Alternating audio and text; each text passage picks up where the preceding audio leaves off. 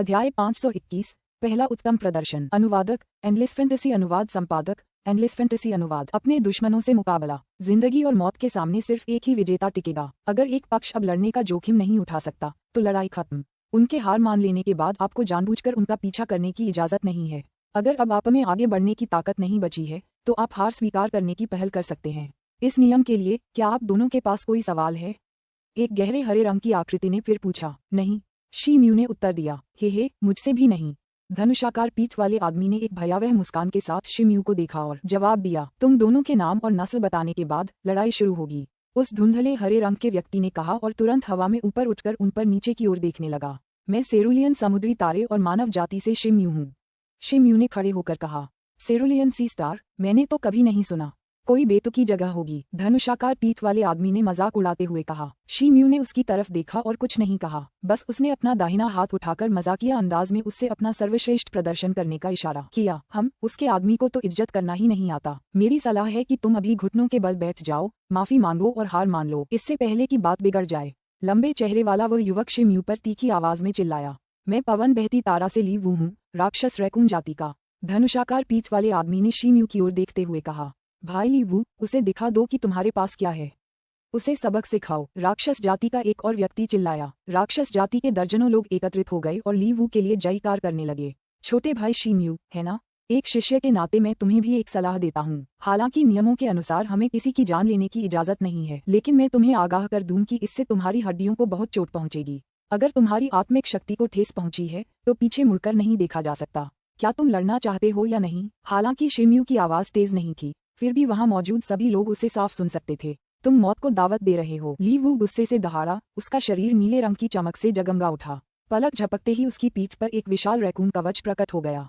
जैसे ही उसका कवच दिखाई दिया, ली वू अपने दोनों हाथों और पैरों के बल जमीन पर एक जानवर की तरह बैठ गया। वूश! शी म्यू की नजर धुंधली पड़ गई और अचानक ली वू के दोनों पैर बाहर निकल आए और उसका पूरा शरीर उड़ गया। उसका शरीर तुरंत नीली रोशनी की किरण में बदल गया। ली वू की गति बेहद तेज थी और उसके आसपास की हवा भी उसके मार्गदर्शन में तेज गति से घूम रही थी। कुछ ही देर में एक विशाल बवंडर बन गया जिसने शी म्यू को घेर लिया। कुछ समय के लिए मंच पर हवा का प्रवाह अशांत हो गया और हर जगह धुआं ही धुआं दिखाई देने लगा। कोने के पास ही दर्शकों ने अपना सिर हिलाया, ये सोचकर कि शी म्यू हमेशा के लिए खत्म हो गया है, क्योंकि धुएं के बीच एक जोरदार धमाका सुना जा सकता था। अचानक धुएं से ढका बवंडर, जो पहले मैदान में था, हिल गया। मंच के बीचों बीच चटक लाल रंग की एक परछाई चमक रही थी। देखने पर चमकदार लाल छाया अचानक बवंडर की भीतरी दीवार से टकरा गई और बीच में एक चमक उठी, जिससे वह फट गई। चारों ओर फैली अराजक हवा के प्रवाह के नीचे एक आकृति उसमें से उड़ी और मंच पर भारी रूप से गिर पड़ी। मूल बवंडर गायब हो गया है और शी म्यू बीच में स्थिर खड़ा हुआ दिखाई दे रहा है, जैसे कि ली वू द्वारा हमला शुरू करने के बाद से उसने कभी कोई हलचल नहीं की हो। भीड़ चौंक गई और जल्दी से मंच की ओर देखने लगी। गौर से देखने पर उन्होंने देखा कि ली वू का मूल रूप से धनुषाकार शरीर बिना किसी हलचल के सीधा होकर मंच पर पड़ा था। ये कैसे संभव है? मानव जाति के किसी व्यक्ति के पास इतनी महान शक्तियां कैसे हो सकती हैं? मंच के नीचे राक्षस जाति का एक धूसर रंग का युवक चौंकते हुए बुदबुदाया। सिर्फ एक मुक्का मारकर वह लंबे चेहरे वाला युवक इतना हैरान था कि कुछ बोल नहीं पाया। राक्षस जाति के अन्य लोग भी स्तब्ध रह गए। इस क्षण ऐसा लग रहा था जैसे वे अपना दिमाग और शब्द खो चुके हों। अच्छा नहीं, भाई ली वू मर गया लगता है। तभी अचानक किसी ने चिल्लाकर कहा, मानव जाति का ये टैरान, इसने नियम तोड़े और किसी को मार डाला। एक और चिल्लाया। हालांकि शी म्यू स्थिर रहे और उन्होंने कोई अभिव्यक्ति नहीं दिखाई। वह सांवली हरी आकृति तेजी से हवा से उड़कर ली वू के पास आई। उसने उसके माथे तक हाथ पहुंचाया और देखा कि वह ठीक है या नहीं। वह मरा नहीं है, बल्कि लड़ाई में गंभीर रूप से घायल हो गया है। उसकी हड्डियां टूट गई हैं और उसकी आत्मा की भावना कुछ कंपन से प्रभावित हुई है, जिससे वह कोमा जैसी स्थिति में चला गया है। आधे साल तक बिस्तर पर आराम करने से वह ठीक हो जाएगा, उस धुंधली हरी आकृति ने कहा। ये सुनकर सबने शी म्यू की ओर नजर घुमाई और उसे उदासीनता से देखा। उन्हें अब उसका और तिरस्कार करने की हिम्मत नहीं हुई। शी म्यू जीतता है, छायादार हरे रंग की आकृति ने घोषणा की। घोषणा होने पर शी म्यू उस छायादार हरे रंग की आकृति के पास गए और उससे हाथ मिलाया। फिर मंच से उतरकर दूसरी जगह चले गए। चूंकि चैंपियनशिप पहले और दूसरे हाफ में बटी हुई थी, इसलिए पहले राउंड का नतीजा आने में अभी समय था। इसलिए शी म्यू ने अभी चल रही बाकी लड़ाइयां देखने का फैसला किया। 2 कदम चलने से पहले ही उन्होंने अपने सामने मंच के चारों ओर गर्मजोशी से जयकारी की आवाज सुनी।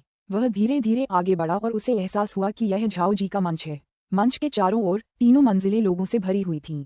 उसकी लड़ाई देखने आए लोग झाओ जी के मुकाबले कुछ भी नहीं थे। कुछ देर देखने के बाद शी म्यू को एहसास हुआ कि झाओ जी एक बेहद ताकतवर बुजुर्ग शिष्य से जूझ रहे थे। वह अपने बड़े चाकू से कुशलता से काम ले रहे थे। झाओ जी के लगातार वार के बावजूद वह उसे झेलने में सक्षम थे, हालांकि वह पलटवार करने में असमर्थ थे। भाई शिमयू। इस समय शिमयू ने अचानक किसी को उसे पुकारते हुए सुना। जैसे ही शिमयू ने मुड़कर देखा, उसने देखा कि किंग झांग तियान और ची मीजी दोनों साथ साथ उसकी ओर आ रहे थे। ऐसा लग रहा था कि वे दोनों जो देख रहे थे उससे नाखुश थे। एक दूसरे का अभिवादन करने के बाद तीनों व्यक्तियों ने अपना ध्यान पुनः मंच की ओर मोड़ लिया। झाओ जी के पास इतनी ताकत है, फिर भी यह लड़ाई इतनी लंबी क्यों खींच रही है? ची मीजी ने निराश होकर कहा। देखिए, वह यहाँ दूसरे स्थान पर था और उसका प्रतिद्वंद्वी बेहद शक्तिशाली है। कहा जाता है कि उसका प्रतिद्वंद्वी एक बड़ा शिष्य था जो साधना के अंतिम चरण में है। शिमयू ने कहा, मैं समझ गया। ची मीजी ने कहा, तो भाई शिमयू, आपकी लड़ाई कैसी रही? किंग झांग तियान ने पूछा। मैं जीत गया। मुझे लगता है तुम दोनों ने भी अपनी अपनी जीत हासिल कर ली है। शिमयू ने कहा, हाँ, तुम बिल्कुल सही कह रहे हो। किंग झांग तियान ने चेहरे पर एक चमकदार मुस्कान के साथ कहा। तभी मंच के चारों ओर जय जयकार की आवाजें तेज हो गईं। शिमयू ने ऊपर देखा तो झाओ जी के बाएं हाथ की नीली रोशनी बुझ गई थी और बड़ा शिष्य अब मंच के किनारे पर गिरा पड़ा था। वह गहरी बेहोशी में डूबा हुआ था और उसकी एक भी हरकत नहीं हो रही थी। झाओ जी बिना किसी सस्पेंस के जीत गए और उनके आसपास की भीड़ तितर बितर होने लगी। फिर शिमयू ने ची मीजी और किंग झांग तियान दोनों को अलविदा कहा और चले गए। इसके बाद शिमयू ने लगातार 2 राउंड लड़ना जारी रखा। जिन भी विरोधियों से उसका सामना हुआ, वे सभी असाधारण रक्षात्मक शक्ति वाले राक्षस शिष्य थे।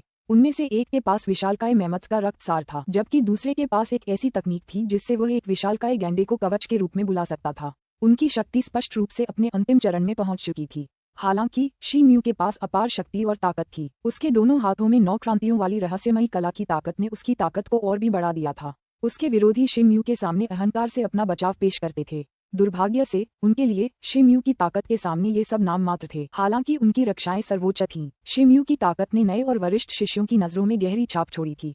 बेशक जिस व्यक्ति ने सबका ध्यान अपनी ओर खींचा, वह निस्संदेह झाओ जी ही थे।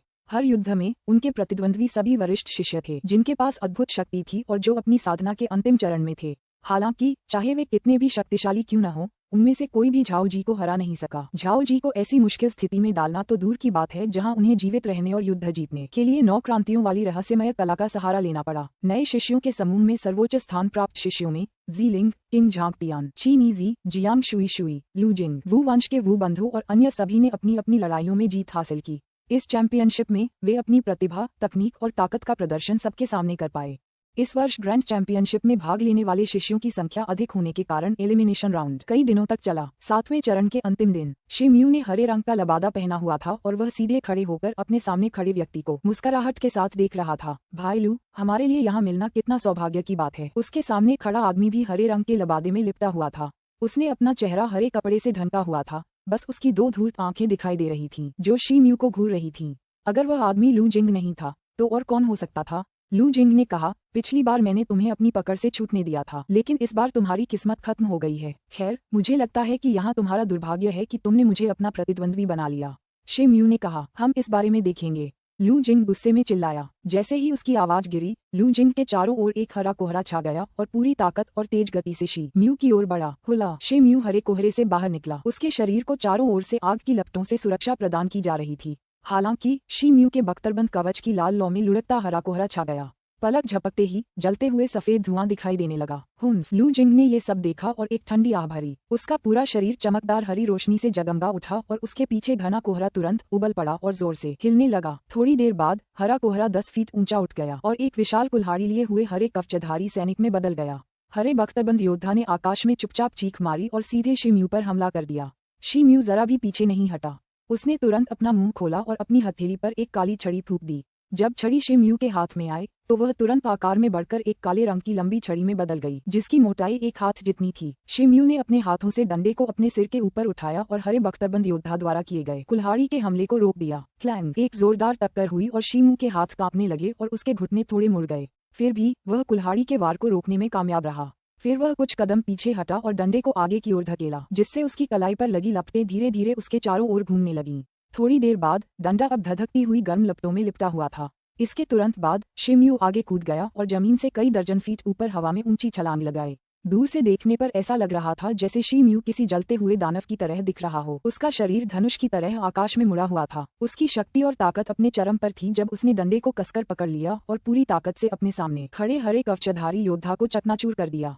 उसके हमले की गति बेहद अद्भुत थी। लू जिंग ने तुरंत हाथ का इशारा करके शी म्यू पर जवाबी हमला किया। अचानक एक विशाल कुल्हाड़ी प्रकट हुई और शी म्यू की ओर बढ़ी। उसे टुकड़े टुकड़े करके हमेशा के लिए सब कुछ खत्म कर देना चाहती थी। बूम! एक जोरदार क्रिट की आवाज आई और मंच पर छाई घनी हरी धुंध अचानक छट गई। अनगिनत बजरी के धुएं हवा में फैल गए। ये देखा गया कि शी म्यू की ज्वलंत छड़ी ने लू जिंग की विशाल कुल्हाड़ी को 2 टुकड़ों में तोड़ दिया था और लू जिंग स्वयं शी म्यू की ज्वलंत छड़ी से जमीन पर गिर गया था। थोड़ी देर बाद धुआं धीरे धीरे छट गया और भीड़ ये देखकर आश्चर्यचकित रह गई कि मंच के बीचों बीच एक गहरा गड्ढा बन गया था। दूसरी ओर लू जिंग गहरे गड्ढे के बीच में कमजोरी से पड़ा हुआ था।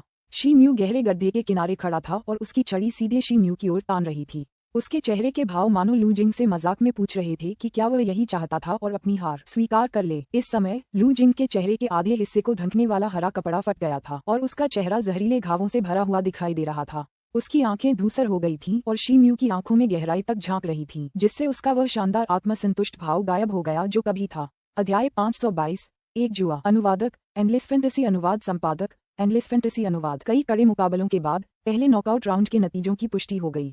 शी म्यू को सूची में 36वां स्थान मिला। यही वह परिणाम था जिसका लक्ष्य शी म्यू ने रखा था। ये पुष्टि करने के बाद कि उन्होंने सफलतापूर्वक दूसरे चरण में प्रवेश कर लिया है, उन्होंने एक वरिष्ठ शिष्य को स्वीकार कर लिया जो साधना के अपने अंतिम चरण में था। नए शिष्यों के बीच झाओ जी का सफर एक ओक के पेड़ जैसा था। उन्होंने अंततः कई वरिष्ठ शिष्यों को हराया और निर्विवाद नेता बन गए। अपने सभी मुकाबलों में आखिरी मुकाबलों सहित उन्हें जीतने के लिए कभी भी 9 क्रांतियों वाली रहस्यमय कला का सहारा नहीं लेना पड़ा, जिसकी सभी को उम्मीद थी। ज़ीलिंग ने अपनी प्रसिद्ध जादुई तकनीकों के साथ अपनी लड़ाइयों में भी उतना ही अच्छा प्रदर्शन किया, जिसके कारण वह रैंकिंग में 11वें स्थान पर रहीं। जिन लोगों को शी म्यू जानते थे उनमें किंग झांगटियन भी शामिल थे, जो 27वें स्थान पर थे।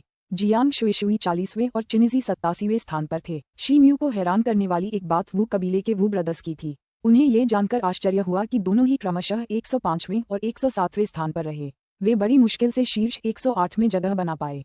शी म्यू ने सोचा था कि शायद ऐसा ही कुछ होगा। आखिरकार दोनों भाई हमेशा कंधे से कंधा मिलाकर लड़ते आए थे। उनकी व्यक्तिगत ताकत बाकियों के सामने कुछ भी नहीं थी। इस बड़ी चैंपियनशिप में उन्हें मुकाबलों में हाथ मिलाने की इजाजत नहीं थी, जिसकी वजह से वे रैंकिंग में पिछड़ गए। अगर ताकत की बात की जाए तो लू जिंग को शीर्ष 108 में जगह मिलनी चाहिए थी।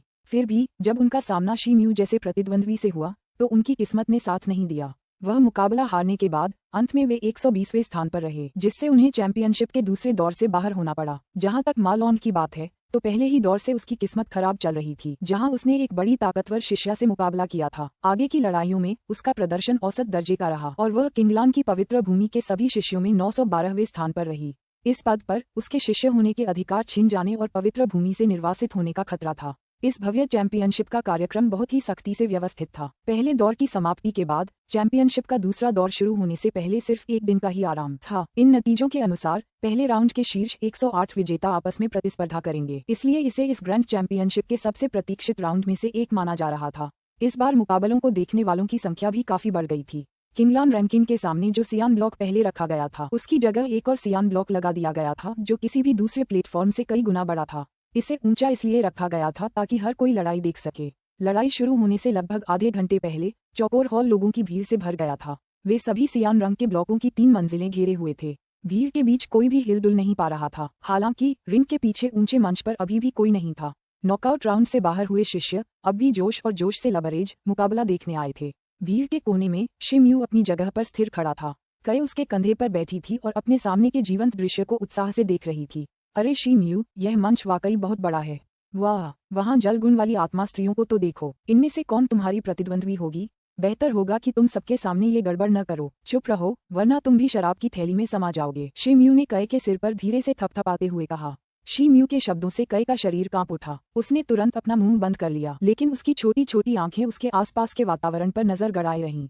शी म्यू की भौहें थोड़ी सिकुड़ी हुई थीं। शुरू में उसका कई को साथ लाने का कोई इरादा नहीं था, लेकिन चिड़िया जिद करके घंटों रोती रही। उसके पास उसे साथ लाने के अलावा कोई चारा नहीं था ताकि वह रुक जाए और चुप हो जाए। उसने बगल से एक तीखी महिला की आवाज सुनी। बड़े भाई शी म्यू, तुम यहाँ हो? मैं तुम्हें हर जगह ढूंढ रहा था। शी म्यू ने मुड़कर देखा कि वह कौन था। वह कोई और नहीं, मा लॉन्ग थी, जो चेहरे पर बड़ी मुस्कान लिए उसे देख रही थी। लेडी मा लॉन्ग, राउंड पास करने के लिए बधाई, शी म्यू ने कहा। तुम्हारे नतीजों की तुलना में मेरे नतीजे तो कहने लायक भी नहीं हैं।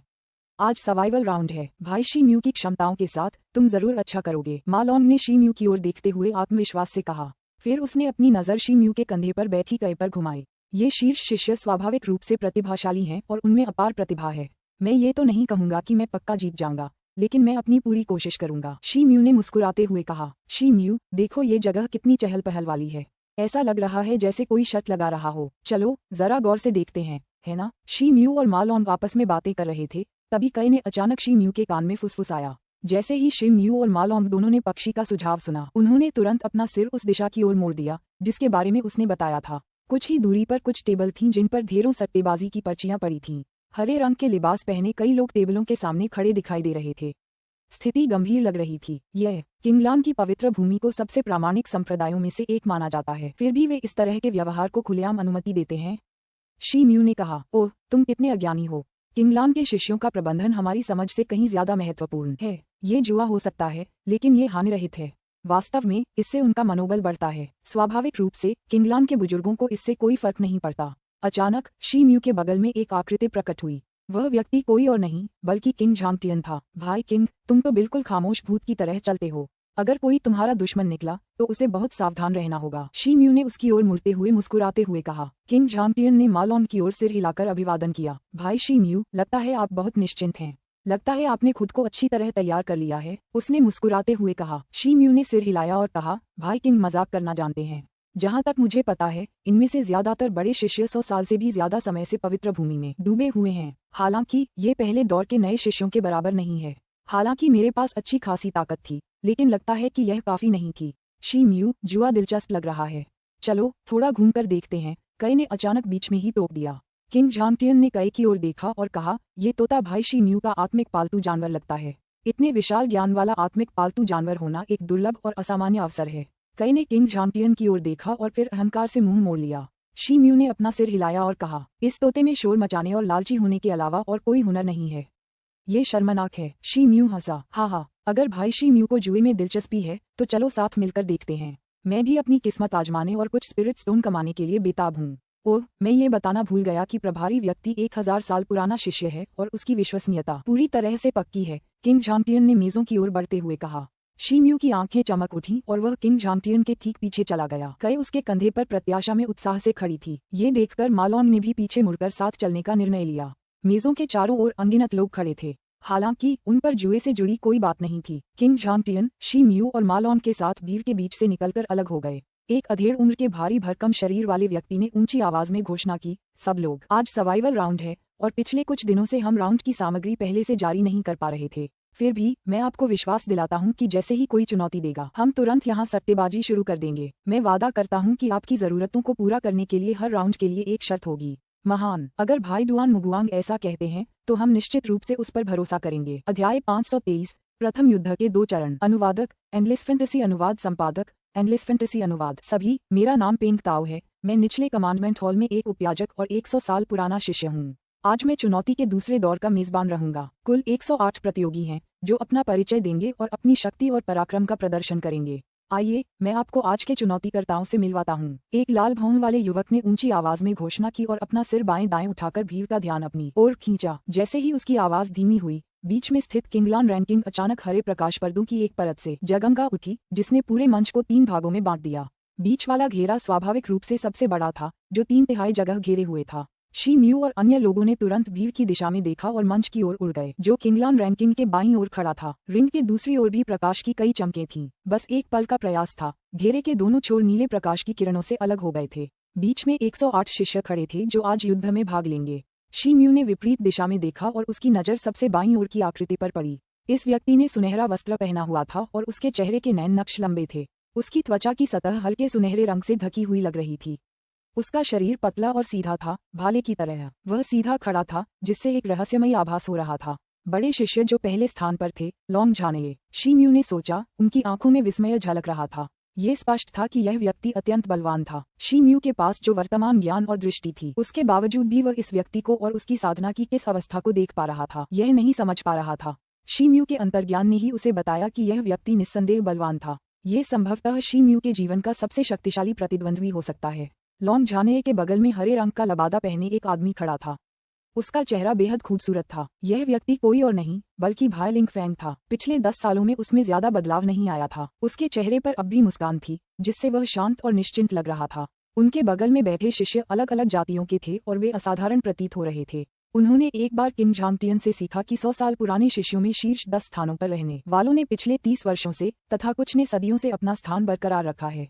शिम्यू ने उन्हें कुछ बार देखा और उनकी ताकत का मोटा अनुमान लगाया। विपरीत दिशा में मौजूद 100 अन्य शिष्यों में से केवल कुछ ही शियातियन स्तर के थे। शेष चंद्र श्रेणी के जादूगर थे। उनमें से अधिकांश साधना के अंतिम चरण में थे। उनकी सांसें अजीब और अप्रत्याशित थीं। उनके भीतर स्पष्ट रूप से गुप्त रक्त तत्व विद्यमान था। शिम्यू की नजरें 37 साल के लियाओ यून पर पड़ीं। संयोग से उसने शिम्यू की नजरें पकड़ लीं और आंखों में एक ठंडी मुस्कान लिए उसे देखा। शिम्यू मुस्कुराया और तुरंत दूसरी ओर देखने लगा। जब शिम्यू बड़े शिष्यों को देख रहे थे तो बाकी चुनौती देने वाले और निचले घेरे के आसपास के लोग भी लगभग यही कर रहे थे। आखिरकार सदियों पुराने शिष्यों में अग्रणी होने के नाते उनमें से ज्यादातर शायद ही कभी देखे जाते थे, जिससे यह एक दुर्लभ दृश्य बन गया। ऊपर के शिष्यों में अहंकार का भाव इतना था कि वे अपने विरोधियों की ओर सीधे देखते तक नहीं थे। बाकी शिष्य ज्यादातर चुनौती देने वालों को देखते रहते थे और समय समय पर सतर्क भाव से उनकी ताकत का आकलन करते रहते थे। चलो, चूंकि दोनों पक्ष आ गए हैं तो अब परीक्षा का दूसरा दौर आधिकारिक तौर पर शुरू होगा। परीक्षा के नियमों के बारे में बड़ों ने पहले ही बता दिया है, लेकिन मैं एक बार फिर दोहराता हूँ। सभी 108 चुनौती देने वालों में से प्रत्येक को अपनी इच्छानुसार ऊपर वाले शिष्य को चुनौती देने का केवल एक ही मौका मिलता है। जीतने पर विजेता हारने वाले की जगह ले लेगा। हालांकि एक शिष्य को अधिकतम 3 बार ही चुनौती दी जा सकती है। अगर किसी को 3 बार से ज्यादा चुनौती दी गई है तो उसे चुनौती ठुकराने का अधिकार है। क्या सभी को मंजूरी है? लाल भौहों वाले युवक ने एक बार फिर पूछा।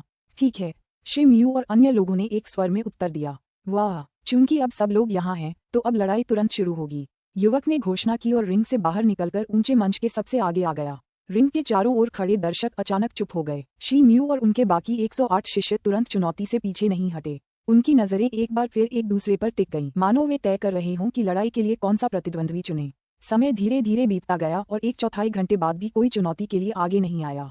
अगर अगले 60 सेकंड में कोई चुनौती नहीं देता तो सभी शिष्यों की परीक्षा रद्द मानी जाएगी। समय अभी शुरू होता है। लाल भौहों वाले युवक की आवाज एक बार फिर सुनाई दी। समय का हिसाब लगाते हुए पता ही नहीं चला कि कब उसके हाथ में रेतघड़ी आ गई। रेतघड़ी के भीतर समय धीरे धीरे बीतता गया। भीड़ के बाईं ओर से एक व्यक्ति निकला और युद्ध क्षेत्र के बीच में गिर पड़ा। चूंकि सब इतने विनम्र हैं तो मैं पहले जाऊंगा। मैं भाई फांग हुआईफांग को चुनौती देना चाहूंगा, जो मेरे शिष्य हैं और रैंकिंग में 100वें स्थान पर हैं। यह व्यक्ति लंबा था और उसका शरीर लाल चमक रहा था। यह कोई और नहीं बल्कि चिनिजी था। उसी समय 2 अन्य चुनौती देने वाले शिष्य बाहर निकले, मानो वे रिंग में घुसने की फिराक में हों।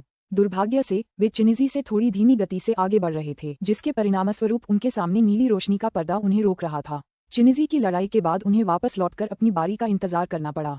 रिंग के नीचे हंगामा मच गया। उस जगह के दूसरी तरफ दाईं ओर काले कवच पहने एक व्यक्ति बाहर निकला। उसने अपने चेहरे के ज्यादातर हिस्से को हेलमेट से ढंका हुआ था, लेकिन उसकी आंखें काले गड्ढे जैसी गहरी थीं। वह आदमी दूर से नीले रंग के पर्दे के पार छलांग लगाता हुआ आया। वह इतनी जोर से जमीन पर गिरा कि मंच हिल गया। काले हेलमेट के नीचे 2 लाल बत्तियां जल उठीं और अंदर से एक थोड़ी कर्कश पुरुष की आवाज सुनाई दी। मुझे फिर से चुनौती दे रहे हो?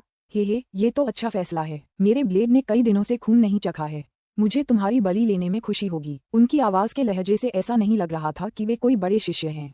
जैसे ही फैंग हुईफोंग की आवाज धीमी हुई, उसकी हथेली में कुछ फीट लंबी एक काली तलवार दिखाई दी। ऐसा लग रहा था जैसे उस पर ताजा खून बह रहा हो। हम उसके बारे में देखेंगे। चिनिजी की आंखें थोड़ी स्तब्ध थीं, एक गरिमापूर्ण भाव प्रकट कर रही थीं। उसके हाथों के एक इशारे से लाल रोशनी में चमकती एक राइफल सामने आई। सतह लाल लपटों से ढकी हुई प्रतीत हो रही थी। शिम्यू की नजरें उन दोनों पर टिकी थीं। उनके द्वारा उत्सर्जित क्यूई का विश्लेषण करके वह बता सकता था कि वे एक दूसरे की तुलना में अपने चरम पर थे। लड़ाई का नतीजा इस बात पर निर्भर नहीं था कि उनके पास कौन सा तुरुप का पत्ता है। उसने अपनी नजर पास ही स्थित जुए की मेज की ओर घुमाई। जुआ खेलने की मेज पर कोई बाधा नहीं थी। अब आओ, युद्ध का पहला दौर जल्द ही शुरू होगा। चिनिजी बनाम वह शिष्य जो पवित्र भूमि रैंकिंग में 100वें स्थान पर है। जो लोग दांव लगाना चाहते हैं वे जल्दी करें, वरना पीछे रह जाएंगे। डुआन मुगुआंग जोर से चिल्लाया। उसके आसपास के शिष्यों ने जल्दी से अपने आत्मिक पत्थर दांव के रूप में मेज पर रख दिए। शिम्यू ने अपनी नजरें गड़ा दी और उस समय टेबल पर मौजूद संभावनाओं पर गौर किया। चिनिजी 2-1 की स्थिति में था और दूसरा 3-1 की स्थिति में। ये साफ जाहिर था कि पार्टी काफी आशावादी थी। लड़ाई अब शुरू होती है। लाल भौहें वाले युवक ने धीमी आह भरी और नीली बत्ती लहराई। अध्याय 524 क्रमिक चुनौतियां। अनुवादक एंडलेस फैंटेसी अनुवाद संपादक एंडलेस फैंटेसी अनुवाद। मंच पर चमकती रोशनी धीरे धीरे गायब हो गई। रिंग के एक तरफ चिनिजी की आकृति उभरी और उसके शरीर की सुनहरी लाल लौ बुझ गई। उसने मुंह खोला और खून थूक दिया।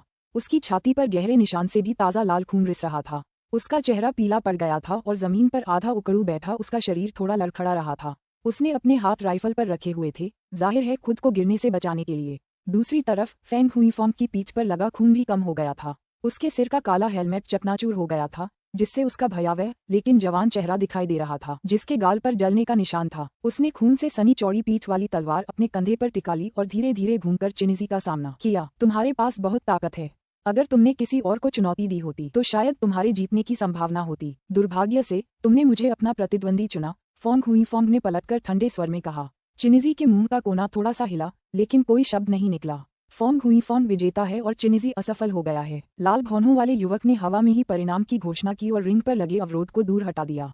फेंग हुईफेंग ने खुद को संभाला और रिंग के दूर दाहिने तरफ अपनी मूल स्थिति में वापस आ गया। मंच के नीचे से कांस्य वस्त्र पहने दो युवक तुरंत दौड़ते हुए आए और गंभीर रूप से घायल चिनिजी को चिकित्सा के लिए ले गए। दर्शकों में खूब चर्चा हुई। वे दोनों शिष्यों की कुशलता देखकर आश्चर्यचकित थे। पहली लड़ाई में चिनिजी की हार ने चुनौती देने वालों को कमजोर ही बना दिया था। अहंकार के कारण बाकी शिष्यों ने मंच पर आकर किसी और को चुनौती देने की हिम्मत नहीं की। जैसे ही लाल भौहों वाला युवक एक बार फिर समय देखने के लिए रेतघड़ी निकालने लगा, एक आकृति अचानक रिंग की ओर दौड़ी। वह एक आदमी था जो हरे रंग का वस्त्र पहने हुए था। मेरा नाम किंग झांगटियन है और मैं अपने भाई तांग येवान को चुनौती देना चाहता हूँ, जो किंगलान रैंकिंग में 95वें स्थान पर हैं। किंग झांगटियन ने रिंग में खड़े होकर कहा। शीम्यू की आंखें चमक उठीं और उन्हें एहसास हुआ कि किंग झांगटियन का चुनाव कुछ अनोखा था। उनकी ताकत चिनिजी से कहीं ज्यादा थी और उन्हें 27वें स्थान पर रखा गया था। जब इतने ऊंचे पद वाला कोई व्यक्ति 50वें स्थान से नीचे के किसी व्यक्ति को चुनौती दे तो परिणाम अप्रत्याशित ही होगा। कलाई पर तांबे का कड़ा पहने एक गंजा युवक मंच पर आया और किंग झांगटियन को देखने लगा। हे, मेरे जैसे किसी को चुनौती देने के लिए आपको कोई आसान काम ही होगा, चूड़ियों वाला युवक व्यंग्यात्मक लहजे में बोला। किंग झांगटियन ने अपनी हमेशा की मुस्कान को दूर कर दिया और ठंडी आवाज में कहा, चलो इस बारे में देखते हैं। लड़ाई अब शुरू होती है। लाल भौहें वाले युवक ने युद्ध की घोषणा करते ही तुरंत रिंग के चारों ओर एक सुरक्षात्मक दीवार खड़ी कर दी। इन शब्दों पर किंग झांगटियन का शरीर धुंधला हो गया और मंच पर एक छाया की तरह गायब हो गया। वह अचानक भूत की तरह तांग येवान के पास प्रकट हुआ। उसके हाथ में एक छोटा सा विलो का पत्ता था। उसने पूरी ताकत से उसे तांग येवान की पीठ में घुसा दिया। वह बेहद तेज था। बिजली भी उसकी गति का मुकाबला नहीं कर सकती थी और दर्शक भी उसके साथ कदमताल नहीं कर पा रहे थे। तांग येवान इस तीव्र हमले पर प्रतिक्रिया करने में असमर्थ प्रतीत हुआ, क्योंकि वह निश्चल रहा। किंग झांगटियन के चेहरे पर खुशी की झलक थी और उसके हाथ में विलो की पत्ती चमक रही थी। एक अंतहीन धार की तरह वह लगातार टैन येवान की पीठ में छुरा घोंप रहा था। डोंग, कहीं से एक आवाज आई। किंग झांगटियन के चेहरे के भाव अचानक बदल गए। उसके हाथ में छोटी विलो की पत्ती किसी सख्त चीज से टकराई हुई लग रही थी और वह उसे और अंदर नहीं धकेल पा रहा था। तांग येवान ने अपना हाथ हिलाया और उसे छाया में बदल दिया, जिससे किंग झांगटियन की छाती पर वार हुआ। यह अच्छा नहीं है। किंग झांगटियन के चेहरे का भाव एकदम बदल गया। उसने जल्दी से अपने पैर जमीन पर रखे और शरीर को एक तरफ कर लिया। पेंग, किंग झांगटियन पीछे की ओर उछला, हवा में लुढ़कता हुआ जमीन पर गिरा। दर्द से वह नीचे झुक गया और उसके मुंह के कोने पर खून का निशान उभर आया। हालांकि उसने हमले से बचने की पूरी कोशिश की, लेकिन वह बहुत करीब था और तांग येवान भी उतनी ही तेज थी। आखिरकार वह पूरी तरह से बच नहीं पाया और उसे कुछ मामूली चोटें आईं। किंग झांगटियन ने अपने मुंह से खून पोंछा और तांग येवान को गरिमापूर्ण नजरों से देखा। तांग येवान में एक बड़ा परिवर्तन आया और उसके चारों ओर एक चमकदार सुनहरी रोशनी फैल गई। ये रोशनी एक पारदर्शी सुनहरे कवच में बदल गई। सोने के कवच ने उसके शरीर के हर हिस्से को ढक रखा था और सोने का हेलमेट उसके सिर की रक्षा कर रहा था। कवच का हर टुकड़ा रूनों से ढका हुआ था, जिससे एक चमकदार सुनहरी रोशनी निकल रही थी। दूर से देखने पर ऐसा लग रहा था जैसे उस पर अनगिनत सुनहरे ड्रैगन तैर रहे हों। जब वह गर्व से खड़ा था तो उसके कवच से एक सम्मानजनक भावना झलक रही थी। ऊंचे मंच से बहुत ऊपर सफेद दाढ़ी वाले एक बूढ़े व्यक्ति ने कहा, तो ये है गोल्डन ड्रैगन श्राप तकनीक। यह एक गुप्त रक्षा तकनीक है जिसमें व्यक्ति को अपने शरीर में ड्रैगन के रक्तसार को समाहित करना होता है। हालांकि यह जियांटियन स्तर की तकनीक नहीं है, लेकिन उसकी शक्ति के आधार पर ऐसा लगता है कि वह इस तकनीक की साधना के शिखर पर पहुंच गया है। यह एक दुर्लभ दृश्य है। नीले वस्त्र पहने अधेड़ उम्र के व्यक्ति ने सिर हिलाया और कहा, यह रक्षा तकनीक वाकई कारगर है। अगर इस किंग झांगटियन व्यक्ति में शुरुआती जियांटियन स्तर से ज्यादा ताकत नहीं है तो ये कवच नहीं तोड़ा जा सकता। रिंग के बीचों बीच खड़े किंग झांगटियन का चेहरा बेहद पीला पड़ गया था। उसकी नजरें टैन येवान के ड्रैगन जैसे कवच पर टिकी थीं, मानो वह उसे भेदने के तरीके और योजनाएं सोच रहा हो। भाई किंग, अब मेरी बारी है। तांग येवान ने किंग झांगटियन की ओर देखा और मुस्कुराया। जैसे ही उसने यह बात कही, उसका पूरा शरीर तुरंत चमकदार सुनहरी रोशनी में नहा गया और वह बड़ी तेजी से किंग झांगटियन की ओर दौड़ा। किंग झांगटियन ने पलकें झपकाईं और चिल्लाया। उसका शरीर हिल रहा था, बस एक बची हुई छवि ही बची थी। हवा में उड़ते पत्ते की तरह वह हमले के प्रहार से बचकर दूसरी तरफ भाग गया। तांग येवान के चेहरे पर ठंडक छा गई और उसने पूरी ताकत से अपने पैर जमीन पर पटक दिए। वह तुरंत मुड़ा और किंग झांगटियन की ओर दौड़ पड़ा। वह तेज तो था, लेकिन किंग झांगटियन की गति का मुकाबला नहीं कर सका। उसने उसके कई हमलों को आसानी से टाल दिया। ऊपर ऊंचे मंच पर नीले रंग के आदमी ने सिर हिलाया और अपनी प्रशंसा जारी रखी। ये किंग झांगटियन बहुत अच्छा है जो तांग येवान जैसे सहस्राब्दी के शिष्य के खिलाफ खड़ा होने में सक्षम है। दाढ़ी वाले बूढ़े ने सिर हिलाया और कहा, इतनी तेजी के बावजूद ये सुनहरे ड्रैगन कवच को भेदने के लिए काफी नहीं है। अंत में वह फिर भी हार सकता है। रिंग से अचानक शोर मच गया। तांग येवान के कई वारों का किंग झांगटियन पर कोई असर नहीं हुआ था। हताश होकर उसने तुरंत अपना हाथ घुमाया और अपनी पहनी हुई तांबे की चूड़ी उतार दी। गुस्से से उसकी आंखें चमक उठीं और उसने किसी तरह का जादू कर दिया। चूड़ी से एक चमकदार सुनहरी रोशनी निकली और वह हवा में गायब हो गई। जब किंग झांगटियन ने ये देखा तो वह खुद से बुदबुदाने से खुद को नहीं रोक सका। उसका शरीर कांप उठा और एक अवशिष्ट छवि में बदल गया। जैसे ही उसकी छवि गायब हुई वह छाया की 3 पंक्तियों में बदल गई और अलग अलग दिशाओं में उड़ गई। तांग येवान ने उपहास किया क्योंकि वह अपने हाथों से जादू करते हुए मंत्र पढ़ना जारी रखे हुए था। बाद की छवि के बाईं ओर का सुनहरा प्रकाश चमक उठा और एक छाया पर प्रकट हुआ। धमाका! असली किंग झांगटियन बाहर आया और लुढ़क गया। उसका शरीर अब सोने की अंगूठी से कसकर जकड़ा हुआ था और उसके चेहरे पर थोड़ी बेचैनी दिखाई दे रही थी। अन्य 2 छायाएं भी लुप्त हो गईं। पलक झपकते ही तांग येवान हाथ में एक सुनहरा खंजर लिए किंग झांगटियन के सामने प्रकट हुआ। उसने मजाकिया अंदाज में खंजर सीधे किंग झांगटियन के गले पर तान दिया। तो अब क्या तुम अब भी लड़ सकते हो? मैं हार गया। मैं अपनी हार स्वीकार करता हूँ। किंग झांगटियन ने दुखी होकर आह भरी। तांग येवान मुस्कुराया और ड्रैगन के आकार का कवच पलक झपकते ही उसके शरीर में वापस चला गया। किंग झांगटियन के शरीर को थामे हुए सोने की अंगूठी भी तांबे के कंगन में बदल गई। लाल भौंहों वाले युवक ने परिणाम घोषित किया। किंग झांगटियन हार गया है और इस दौर का विजेता तांग येवान है। रिंग में माहौल अजीब सा बदल गया। किंग झांगटियन भी हार गया। बड़े शिष्यों की शक्ति अद्भुत है। ये सभी बड़े शिष्य बड़ी आसानी से जीत जाते हैं। लगता है इस साल ज्यादा लोग ये चुनौती नहीं जीत पाएंगे। मंच पर दूसरे दावेदार एक दूसरे को देख रहे थे। कुछ, जिनमें वू कबीले के वू भाई और जियांग शुई भी शामिल थे, पीले पड़ गए थे। ऐसा लग रहा था कि वे चुनौती से पीछे हट रहे हैं। किंग झांगटियन उनमें सबसे अच्छा था। मुकाबले की शुरुआत में वह झाओ जी से सिर्फ एक स्थान पीछे दूसरे स्थान पर था। ऐसे में बड़े शिष्यों के खिलाफ मुकाबले उनके लिए अच्छे नहीं चल रहे थे। रैंकिंग में 9वें स्थान पर रहे एक युवा शिष्य ने व्यंग्यात्मक लहजे में कहा, ठीक है, आपको हमें तभी चुनौती देनी चाहिए जब आपके पास पर्याप्त कौशल हो। अगर नहीं तो आपके लिए इस बार बाहर बैठना ही बेहतर है। इस राउंड में शक्ति का स्तर पिछले राउंड से कहीं ज्यादा है। घुंघराले बालों वाले युवक के आसपास खड़े कुछ और शिष्य भी अपने प्रतिद्वंद्वियों पर तिरस्कार भरी नजरों से उपहास कर रहे थे। अब वे उतने बेशर्म नहीं रहे। पास ही ऊंचे मंच पर बैठे दर्शक, जिनमें तीनों निर्णायक भी शामिल थे, चुपचाप देखते रहे। उन्होंने स्थिति के बारे में कुछ नहीं कहा, लेकिन ऐसा लग रहा था कि वे शिष्यों के बीच की प्रतिद्वंद्विता का मजाक उड़ाने में रुचि रखते थे। चुनौती देने वालों का एक समूह गुस्से में दिख रहा था, लेकिन जैसे ही उन्हें पिछली लड़ाइयों के नतीजे याद आए, वे थोड़ा निराश हो गए। कुछ लोग जो पहले आत्मसंतुष्ट थे, उनमें भी और ज्यादा अनिच्छा दिखाई दी। शी म्यू ने घुंघराले बालों वाले उस युवक पर नजर डाली और स्मारक पर नजर गड़ा दी। उसे उसका नाम पता चला, शांगगुआन शिन। उसने अपने बगल वाले व्यक्ति की ओर देखा और अपना सिर थोड़ा हिलाया। चिनिजी और किंग झांगटियन के खिलाफ पहले 2 मुकाबले जायज थे। चिनिजी द्वारा अपनाई गई लड़ाई की पद्धति बहुत ही समस्याग्रस्त थी और किंग झांगटियन को दुर्भाग्य का सामना करना पड़ा था जब उनके प्रतिद्वंद्वी ने उन्हें मुकाबले के दौरान रोक लिया था। दरअसल उनके अवलोकन के अनुसार वरिष्ठ शिष्यों ने मुकाबलों पर उतना ध्यान नहीं दिया था जितना चुनौती देने वालों ने। अचानक किसी ने कहा, मैं तुम्हें चुनौती देना चाहता हूँ। यह कोई और नहीं बल्कि झाओ जी थे। जब वह रिंग की ओर जा रहा था तो उसका शरीर थोड़ा सा हिल रहा था। उस शिष्य के बारे में चारों ओर खूब चर्चा हो रही थी। वह व्यक्ति श्रेष्ठ शिष्यों में से एक था और उसमें अदम्य शक्ति थी। शांगगुआन जिंग का चेहरा उतर गया और उसका शरीर लड़खड़ाने लगा जब वह रिंग में आया। खैर, तुम मेरे जैसे किसी को चुनौती देने के लिए वाकई हिम्मत रखते हो। मुझे परवाह नहीं कि तुमने 9 क्रांतियों वाली रहस्यमयी कला सीखी है या नहीं। जो मुझे चुनौती देने की हिम्मत करेगा वह मर जाएगा, शांगगुआन शिन ने ठंडे स्वर में कहा। उसके चेहरे पर एक भयावह मुस्कान थी। झांगटियन जी ने शांगगुआन शिन की टिप्पणी नहीं सुनी और उसकी ओर देखते हुए कोई भाव नहीं दिखाया। यह व्यक्ति पवित्र भूमि पर शिष्य के रूप में आने वाले पहले लोगों में से एक था। जब झाओ जी ने उसे नॉकआउट दौर में चुनौती दी तो वहां एक उन्माद सा मच गया और हर कोई अपनी बाजी लगाने के लिए उत्सुक हो गया। शी म्यू ने अपनी आत्मिक इंद्रिय से दोनों को देखा और महसूस किया कि वे दोनों अप्रत्याशित रूप से समान थे। मंच पर झाओ जी और शांगगुआन शिन ने एक दूसरे का जमकर सामना करना शुरू कर दिया था। शांगगुआन शिन के हाथ में एक काली रोशनी चमकने लगी जब उसने 2 काले हथौड़े बुलाए। हथौड़ों से एक अद्भुत आभा निकल रही थी, जिससे वे अब तक देखे गए सबसे बेहतरीन आत्मिक हथियारों में से एक बन गए। ऐसा लग रहा था जैसे कि इस हथियार में कुछ विशेष मिला हुआ हो, जिससे अत्यंत भयंकर आभा निकल रही हो। जैसे ही उसने मंत्रोच्चार शुरू किया, दोनों काले हथौड़े और भी ज्यादा चमकने लगे। उसकी भुजाओं के एक झटके से दोनों हथौड़े तेजी से घूम गए और 2 काले तूफानों में बदल गए, जो झाओ जी की ओर तेजी से बढ़ रहे थे। अध्याय 525। एक अच्छे शो से चूकना। अनुवादक, एंडलेस फैंटेसी अनुवाद संपादक, एंडलेस फैंटेसी अनुवाद। शांगगुआन शिन के जोरदार हमलों के बावजूद झाओ जी के हाव भाव अपरिवर्तित रहे। हाथ हिलाते ही एक बैंगनी कुल्हाड़ी उनके हाथ में आ गई। यह वही हथियार था जिसका इस्तेमाल उन्होंने मुकदमों के दौरान किया था।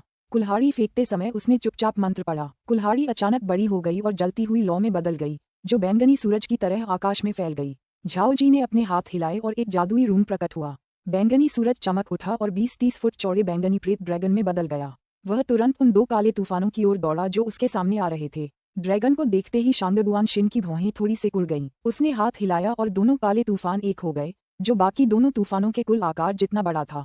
हवा में गड़गड़ाहट की आवाज गूंज उठी। प्रेत ड्रैगन काले तूफान से टकराया और दोनों आपस में उलझ गए। बैंगनी और काली रोशनी की भीषण टक्कर में पूरा प्लेटफॉर्म और चमकता नीला बैरियर कांप उठा। शांगगुआन शिन ने ये देखा तो वह आग बबूला हो गया। उसने झट से अपने हाथ जोड़कर काले तूफान की गति बढ़ा दी। ऐसा लग रहा था कि वह उस प्रेत ड्रैगन को चकनाचूर कर देना चाहता था, क्योंकि धातु के घिसने की आवाजें सुनाई दे रही थीं। फिर भी अगले ही पल बैंगनी ड्रैगन बड़ा हो गया और आगे की ओर दौड़ता रहा। वह बार बार दहाड़ता रहा। बैंगनी ड्रैगन और काले तूफान के बीच गतिरोध की स्थिति में वे अचानक विलीन हो गए और अपने मूल रूप कुल्हाड़ी और 2 हथौड़ों में वापस आ गए। वे सभी वापस झाओ जी और शांगगुआन शिन के हाथों में उड़ गए। शांगगुआन शिन का चेहरा भावशून्य था। उसे यकीन नहीं हो रहा था कि झाओ जी जैसे नए शिष्य के पास उसके बराबर शक्ति है। उसने तुरंत अपने शरीर की काली चमक को चरम पर पहुंचा दिया। उसने अपनी जियांटियन स्तर की पूरी ताकत का इस्तेमाल किया। उसकी गति तेज थी और वह निस्संदेह अगले स्तर तक पहुंचने के करीब था। प्लेटफॉर्म के पास खड़े लोगों की नजरें शांगगुआन शिन पर टिकी थीं और वे काफी आश्चर्यचकित थे। 9वां शिष्य जियांतियान स्तर के मध्य चरण से केवल 1 कदम दूर है। शी म्यू चौंक गया जब उसने मुड़कर लॉन्ग झाने की ओर देखा। अंगूठी के ऊपर झाओ जी ने अपनी बैंगनी कुल्हाड़ी पकड़ी और काली रोशनी में लिपटे शांगगुआन शिन को देखा। उसके चेहरे के भाव बेफिक्र थे और आंखें हमेशा की तरह शांत थीं। शांगगुआन शिन ने झाओ की निगाहों को देखा और मंत्र पढ़ते हुए अपने मुंह से रक्तसार अपने हथौड़े पर थूक दिया। उसके हाथ में पकड़े हुए दोनों हथौड़ों से लाल और काली रोशनी निकलने लगी। एक ही चमक में वे एक हो गए। हथौड़े से लाल और काली चमक निकली और दबाव की तीव्रता दोगुनी हो गई। आक्रमण करो! शांगगुआन शिन दहाड़ा और लाल काला हथौड़ा झाओ जी की ओर बढ़ गया। हथौड़े से निकलती गड़गड़ाहट की आवाज आश्चर्यजनक थी, जिससे पूरा स्थान कांप उठा। झाओ जी आश्चर्यचकित हो गए और उन्होंने जल्दी से एक जादू कर दिया, क्योंकि उनकी आस्तीनें थोड़ी हिल रही थीं। एक बार फिर बैंगनी कुल्हाड़ी बैंगनी रोशनी से चमक उठी। उसके हाथ से छूटकर एक प्रेत अजगर में बदल गई। बैंगनी अजगर के 2 विशाल पंजे समय रहते खुल गए और हथौड़े के वार को रोक दिया। अचानक एक जोरदार प्रतिध्वनि ने आकाश को हिला दिया। जब बैंगनी रंग का प्रेत ड्रैगन लाल काले हथौड़े के संपर्क में आया तो एक अदृश्य शक्ति ने उसे आघात पहुंचाया और वह पीछे मुड़ गया। जैसे ही उसकी रोशनी फीकी पड़ी, वह लुढ़ककर नीचे की ओर उड़ गया। वह स्पष्ट रूप से उसका सामना करने में असमर्थ था। लाल काला हथौड़ा थोड़ा हिला, लेकिन झाओ जी की ओर बढ़ता रहा। झाओ जी का चेहरा ऐसा लग रहा था जैसे वह किसी गहरे नीले सागर में डूब गया हो। शांगगुआन शिन को देखते हुए उसकी आंखों में एक चमकदार नीली रोशनी भर गई थी। अचानक उसकी आंखों से 2 चमकदार नीली रोशनियां निकलीं और शांगगुआन शिन के चारों ओर एक चमक सी फैल गई। ऐसा लग रहा था मानो अंतरिक्ष ही लहरों में लहरा रहा हो। शी म्यू की आंखें चमक उठीं जब उसे ये तकनीक समझ में आए। झाओ जी ने ट्रायल्स में इसी तरीके का इस्तेमाल किया था। उस समय वह लगभग इसमें फंस ही गया था। समय को फंसाने की कला। शांगगुआन शिन स्तब्ध रह गया। इससे पहले कि वह कुछ प्रतिक्रिया दे पाता या भाग पाता, उसके चारों ओर अदृश्य तरंगों का एक घेरा छा गया। शांगगुआन शिन को अचानक चारों तरफ से एक अदृश्य दबाव महसूस हुआ।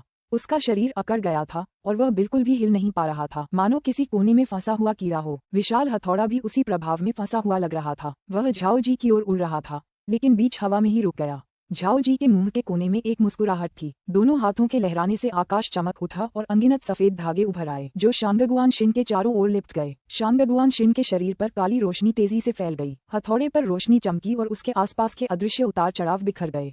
यह अच्छी बात है, लेकिन दुर्भाग्य से अब बहुत देर हो चुकी है। झाओ जी ने खर्राटे लिए और उनके हाथ कांपने लगे। उनके चारों ओर के सफेद रेशम ने शांगगुआन शिन को एक मानव कोकून में बदल दिया, जिसमें लाल काला हथौड़ा भी समा गया। यद्यपि शांगगुआन शिन ने क्रोध में दहाड़ते हुए कोकून से बाहर निकलने का प्रयास किया, लेकिन इसका कोई फायदा नहीं हुआ। अचानक एक आकृति चमकी और झाओ शांगगुआन शिन के पीछे प्रकट हुआ। उसके पूरे बाएं हाथ से अचानक सफेद रोशनी की एक चमकदार किरण निकली। रिंग के बाएं छोर पर शी म्यू की नजर झाओ जी के बाएं हाथ पर टिकी थी। हालांकि उसका चेहरा शांत लग रहा था, उसका दिल किसी तूफान की तरह बेचैन था। ये पहली बार था जब उसने अपने अलावा किसी और को 9 क्रांतियों वाली रहस्यमयी कला का प्रयोग करते देखा। इसे करीब से देखकर शी म्यू को यकीन हो गया कि यह इस कला का पहला चरण था, सूर्य की शक्ति। जैसे ही उसने विचार किया, झाओ जी ने शांगगुआन शिन पर मुक्का मारा। सफेद कोकून फट गया जब शांगगुआन शिन की आकृति उसमें से उड़कर नीचे के मंच पर गिर पड़ी।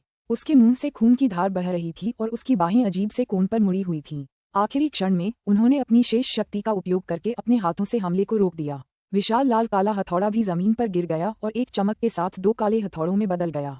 उसकी रक्त लाल रोशनी फीकी पड़ गई थी। शांगगुआन शिन ने दर्द को रोकने की कोशिश की और अपने पैरों पर खड़े होने के लिए संघर्ष किया। झाओ जी की आंखें ठंडी थीं और उनका बायां हाथ अभी भी सफेद चमक रहा था। ऐसा लग रहा था जैसे उन्हें फिर से वहां जाने की इच्छा हो रही हो। अचानक लाल भौंहों वाला युवक झाओ जी के सामने हवा में प्रकट हुआ। परिणाम तय हो चुका है, अब रुको। झाओ जी की आंखें चमक उठी और उनकी बाहों पर पड़ी सफेद रोशनी गायब हो गई। झाओ जी ने शांगगुआन शिन के खिलाफ ये राउंड जीत लिया है और अब वह 9वें स्थान पर रहने वाले शिष्य के रूप में उनकी जगह लेंगे। लाल भौंहों वाले युवक ने दर्शकों के सामने घोषणा की। रिंग के नीचे जयकारे गूंज उठे और चैलेंजर पक्ष के लोगों ने भी अपना उत्साह दिखाया। अंततः किसी ने चुनौती जीत ली और शीर्ष 10 में पहुंच गया। झाओ जी तुरंत पलटे और रिंग से नीचे कूदकर शांगगुआन शिन की जगह ले ली। शांगगुआन शिन दूर से बस गुस्से से देख रहा था। बाकी शिष्यों ने भीड़ की भावनाओं को साझा नहीं किया, खासकर उन शिष्यों ने जो शुरू में शांगगुआन शिन के नक्शे कदम पर चलकर नए शिष्यों का सामना करना चाहते थे। उनके हाव भाव अजीब हो गए थे। शेष शीर्ष 10 शिष्यों ने अपनी नजरें झाओ जी पर केंद्रित कर दी। हाल ही में हुई लड़ाइयों में झाओ जी ने स्पष्ट रूप से अपना सर्वश्रेष्ठ प्रदर्शन नहीं किया था, लेकिन ये बात कम निश्चित थी। दूर बाईं ओर खड़े लॉन्ग झाने ने झाओ जी को देखा। उसकी आंखें सुनहरी रोशनी से चमक उठीं। थोड़ी देर बाद उसने नजरें फेर लीं। लॉन्ग जानिए ने अपनी लड़ाई जीतने के बाद दूसरों को जरूरी आत्मविश्वास दिया था। लाल भौंहों वाला वो युवक कुछ बोल भी पाता, उससे पहले ही एक और व्यक्ति तुरंत अखाड़े में कूद पड़ा। यह 100 साल पुराना शिष्य था जो एक निचले दर्जे के शिष्य को चुनौती देना चाहता था। इस व्यक्ति में कुछ कौशल तो था, लेकिन दुर्भाग्यवश अन्य शिष्य उससे कहीं अधिक शक्तिशाली थे। अंततः 100 वर्ष पुराना शिष्य हार गया। हालांकि वह हार गया था, लेकिन वह किंग झांगटियन जैसे किसी व्यक्ति के बराबर नहीं था। जैसे ही लड़ाई समाप्त हुई, एक और नया चुनौती देने वाला मंच पर प्रकट हुआ। धीरे धीरे आधा दिन बीत गया। 7-8 दावेदार मंच पर आए और चले गए। झाओ जी के अलावा बाकी सभी दावेदार हार गए। जो लोग हार गए वे मंच पर वापस नहीं गए बल्कि रिंग के नीचे चले गए। शी म्यू चुपचाप भीड़ में खड़ा रहा और उसका मंच पर जाने का कोई इरादा नहीं था। भाई शी, क्या आप किसी को चुनौती नहीं देंगे? बगल से एक आवाज आई। शी म्यू ने मुड़कर देखा कि कौन बोल रहा था और उसे एहसास हुआ कि उसके बगल में खड़े सभी लोग जा चुके थे। उसके बाईं ओर सिर्फ एक गोरी लड़की की आकृति थी। वह कोई और नहीं बल्कि जियांग शुई थी। शी म्यू ने अपना सारा ध्यान युद्ध पर केंद्रित कर रखा था, इसलिए उसे उसकी उपस्थिति का पता ही नहीं चला। तुम्हारा क्या हाल है? क्या तुम भी किसी को चुनौती नहीं दे रहे? तुम्हारे पास जो ताकत है उससे शायद तुम्हें मौका मिल जाए, शी म्यू ने पूछा। जियांग शुई हंसी। ओह, तुम्हें मुझ पर पूरा भरोसा है। अपनी ताकत के बल पर मुझे नहीं लगता कि मैं अपने भाई शी म्यू का भी मुकाबला कर पाऊंगी। विनम्र होने की कोई जरूरत नहीं है। आपने परीक्षाओं के दौरान जबरदस्त कौशल दिखाया, यहाँ तक कि जो लोग जियांटियन स्तर के हैं वे भी आसानी से आपका सामना नहीं कर पाएंगे। शी म्यू ने उसी उपनाम वाले एक और शिष्य को याद करते हुए कहा। चूंकि उनका उपनाम एक ही था, तो क्या इसका मतलब ये था कि वे जो तकनीकें इस्तेमाल कर रहे थे वे एक जैसी थीं? हो सकता है कि वे एक ही नस्ल के हों। हो सकता है कि दोनों के बीच कोई संबंध रहा हो। जब शी म्यू अभी भी अपने विचारों में डूबा हुआ था तो अचानक एक अदृश्य उतार चढ़ाव की लहर ने उसे झकझोर दिया। शी म्यू का शरीर अकड़ गया था और उसकी आंखें धुंधली थीं। किंगलान की पवित्र भूमि हरे प्रकाश से भर गई। एक सफेद महल हवा में लटका हुआ था। महल से एक तेज आवाज आई और पूरा स्थान हिल गया। महल के ऊपर आसमान में नीली रोशनी में लिपटी एक आकृति दिखाई दी। वह साफ साफ नहीं देख पा रहा था कि वह कौन है। उसकी उंगलियां ऐसे इशारे कर रही थीं मानो वह कुछ हिसाब लगा रहा हो। थोड़ी देर बाद उसने निराशा में सिर हिलाया। अरे भाई शी म्यू! शी म्यू झटके से जाग गया। भाई शी म्यू, तुम्हें क्या हुआ? जियांग शुई ने पूछा। वह हैरान सी नजरों से शी म्यू को घूर रही थी। शी म्यू की आंखें केंद्रित हो गईं और उसने मन को शांत करने के लिए गहरी सांस ली। उसने सिर हिलाकर कहा कि वह ठीक है और चिंता की कोई बात नहीं है। उसका दिल तेजी से धड़क रहा था और वह उस दृश्य के बारे में अनिश्चित था जो उसने अभी देखा था। उसे समझ नहीं आ रहा था कि अभी क्या हुआ था। ऐसा लग रहा था जैसे वो कोई सपना देख रहा हो, लेकिन जैसे ही उसकी नींद खुली उसे कुछ भी याद नहीं रहा। उसने स्वयं को शांत किया और स्वर्ग जगाने वाले को करीब से देखने के लिए अपनी आत्मा की अनुभूति में तल्लीन हो गया। कर्मचारी अभी भी चुपचाप वहीं पड़े थे, बिना किसी बदलाव के। जियांग शुई ने कुछ देर तक शी म्यू को देखा और सिर हिलाया। वाह, अच्छा हुआ, तुम तो बेहोशी में थे, इसलिए एक शानदार लड़ाई से चूक गए। क्या? शी म्यू ने अविश्वास से पूछा। अध्याय 526 लियाओ यून के साथ टकराव। अनुवादक एंडलेस फैंटेसी अनुवाद संपादक एंडलेस फैंटेसी अनुवाद। जियांग शुई ने कुछ नहीं कहा और अपनी उंगलियां कहीं सामने की ओर कर दी। शी म्यू ने उसकी उंगली की तरफ देखा और उसकी हल्की सी झलक देखी। देखा तो उसके ठीक सामने जो शिष्य पहले 19वें स्थान पर था अब बदल दिया गया था। 19वें स्थान पर मौजूद शिष्य का शरीर एक नाजुक सा था। वह कोई और नहीं बल्कि ज़ीलिंग था। जब भाई शी म्यू आपकी आत्मा की भावना में फंस गए तो ज़ीलिंग मंच पर आईं और भाई जू चांग को चुनौती दी जो 19वें स्थान पर थे। मुझे उम्मीद नहीं थी कि उनके जैसी कोई इतनी शक्तिशाली आत्मा जादूगर होगी। उन्होंने कई शक्तिशाली आध्यात्मिक प्राणियों को इस हद तक बुलाया था कि दूसरे पक्ष को सीधे हार मानने पर मजबूर होना पड़ा। भाई झाओ जी के बाद वह इस समय सफल होने वाली दूसरी व्यक्ति हैं, जियांग शुई ने कहा। शी म्यू की आंखें चमक उठीं। हालांकि जीलिंग थोड़ी अजीब और नाजुक लग रही थी, पर उसके एक शरीर में दो आत्माएं थीं। उसमें इतनी अपार शक्ति और सामर्थ्य था जो शिष्यों की परीक्षाओं में भी दिखाई दिया। यदि यह महिला गुप्त क्षेत्र में परीक्षणों के दौरान दिखाई गई अपनी शक्ति का प्रयोग करती तो इसमें कोई आश्चर्य की बात नहीं होती कि वह जीत जाती। उसके विचार भटक रहे थे, लेकिन वह बस किसी और महत्वपूर्ण चीज के बारे में ही सोच पा रहा था। उसे उसकी एक झलक तो मिली, लेकिन उसे पता ही नहीं चला कि इतना समय बीत चुका था। आपके चेहरे पर आश्चर्य देखकर ऐसा लग रहा था कि आपको इसकी उम्मीद नहीं थी। जियांग शुई शुई ने शी म्यू की ओर देखा और कहा, नहीं, मैं मन ही मन बहुत हैरान हूँ। मुझे उम्मीद नहीं थी कि लेडी जीलिंग में इतनी ताकत होगी। शी म्यू मुस्कुराई और बोली, हे, जो लोग किंगलैंड की पवित्र भूमि में प्रवेश करने में सक्षम हैं, वे शक्तिशाली हैं। हालांकि दूसरे दौर में आगे बढ़ने वालों में से अधिकांश मध्यम स्तर या शियान तियान साधना के थे। हमेशा कोई न कोई दूसरे से अधिक शक्तिशाली होगा। जियांग शुई शुई ने कहा, आप सचमुच सही हैं। शी म्यू ने सिर हिलाया। जब वे दोनों बात कर रहे थे तो अचानक रिंग पर जोरदार धमाके की आवाज सुनाई दी। लाल रोशनी की एक चमक चमकी, एक आकृति गोली की तरह उछली और रिंग से बाहर निकलकर नीले रंग के पर्दे से टकरा गई। उस व्यक्ति के बाल लाल थे और उसका शरीर भारी भरकम था। ऐसा लग रहा था कि वह कोमा में चला गया है। शी म्यू की भौहें तन गईं क्योंकि उसे उस लाल बालों वाले आदमी की हल्की सी याद आ रही थी। वह उन शिष्यों में से एक था जो 108 प्रतिद्वंद्वियों में शीर्ष 10 में था। हालांकि वह हार गया। ओ यांग हे इस चुनौती दौर में हार गए। विजेता कुनपेंग हैं। लाल भान वाले युवा चेहरे ने भावशून्य भाव से परिणाम घोषित किया। कितना व्यर्थ। प्लेटफॉर्म पर एक लंबी नाक वाला धूर्त युवक अविश्वास से चीखा और पलटकर प्लेटफॉर्म के पार उड़ गया। रिंग के चारों ओर जोरदार चर्चा हुई और मंच पर चुनौती देने वाले एक दूसरे की ओर देखने लगे, ये देखने के लिए कि अगला कौन मंच पर आकर चुनौती देगा। क्या तुम सचमुच इसे आजमाने वाले नहीं हो? शी म्यू ने जियांग शुई शुई की ओर देखा और पूछा। नहीं, मैं अपनी क्षमताओं से अच्छी तरह वाकिफ हूँ और ये उच्च शिष्य मुझसे कहीं ज्यादा ताकतवर हैं। मेरे लिए किसी को चुनौती देने का कोई मतलब नहीं है। शायद अगर मैं अगले 10 साल तक साधना करूं तो थोड़ी उम्मीद मिल सकती है। जियांग शुई ने सिर हिलाया और शांति से कहा, ठीक है, मुझे लगता है कि मैं अपनी किस्मत आजमाने जा रहा हूँ। शी म्यू ने सिर हिलाया और कहा। उसके होंठ हल्के से हिल रहे थे, मानो रिंग में कूदने से पहले उसके पास कुछ था। रिंग के चारों ओर की हलचल अचानक शांत हो गई और सभी की नजरें शी म्यू पर टिक गईं जो मंच की ओर बढ़ रहे थे। मेरा नाम शी म्यू है और मैं लियाओ यूंग को चुनौती देना चाहता हूँ जो 37वें स्थान पर है। शी म्यू ने शांति से कहा। यह व्यक्ति भाई झाओ जी का अनुसरण कर रहा है और एक उच्च स्तरीय शिष्य को चुनौती दे रहा है। क्या वह पागल है? यहाँ एक अच्छा शो आ रहा है। यह व्यक्ति कुछ हद तक सती है और ऐसा लग रहा था कि यह एक नया शिष्य भी है। भाई लियाओ यूंग अपनी यंग यांग दानव कला के चरम पर पहुंच गए थे। यह नया शिष्य मृत्यु की तलाश में है। जैसे ही शी म्यू ने अपने प्रतिद्वंदी का ऐलान किया, रिंग के नीचे से एक अहंकारी बयानबाजी शुरू हो गई।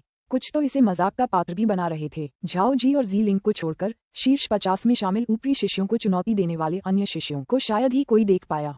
शी म्यू ऐसा करने वाले तीसरे शिष्य थे। जियांग शुई शुई ने शी म्यू की आकृति को देखा और एक अजीब सा भाव प्रकट किया। ऊपरी शिष्य की ओर जी लिंग के चेहरे पर मुस्कान थी जब वह शी म्यू को देख रही थी। ऊपरी शिष्यों में 37वें स्थान पर रहने वाले लियाओ यूंग नाराज लग रहे थे। अचानक उनके पूरे शरीर पर काले और सफेद निशान उभरने लगे। उसका आकार अचानक गायब हो गया और अगले ही पल रिंग पर प्रकट हो गया। तेज गति। रिंग के नीचे सभी ने अपनी नजरें लियाओ यूंग की ओर घुमाईं और विस्मय से चिल्ला उठे। शी म्यू ने शांत भाव से लियाओ यूंग की ओर देखा, जो उससे लगभग 10 फुट दूर खड़ा था।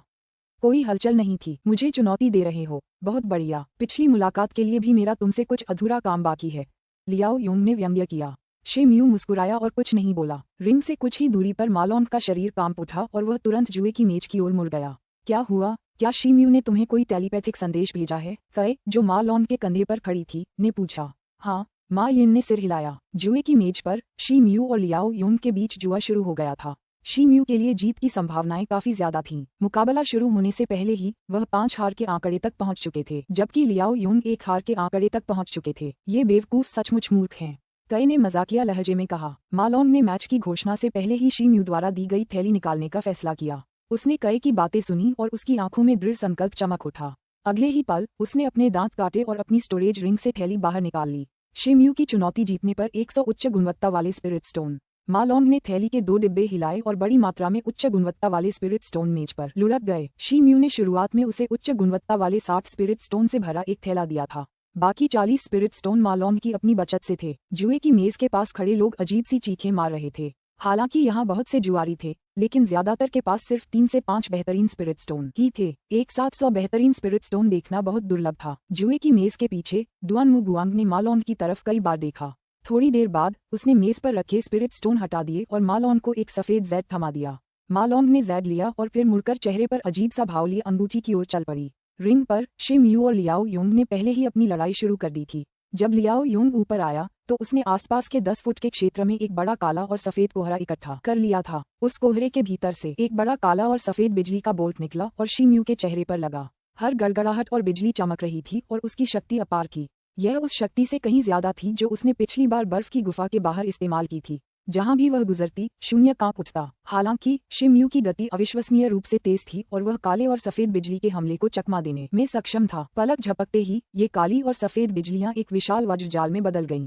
इसका दायरा इतना चौड़ा था कि उसने रिंग के लगभग पूरे हिस्से को ढक लिया, जिससे शी म्यू के लिए बचना मुश्किल हो गया। पिछली बार मैंने तुम्हें कम आंका था, लेकिन इस बार तुम्हारे पास भागने के लिए कोई जगह नहीं है।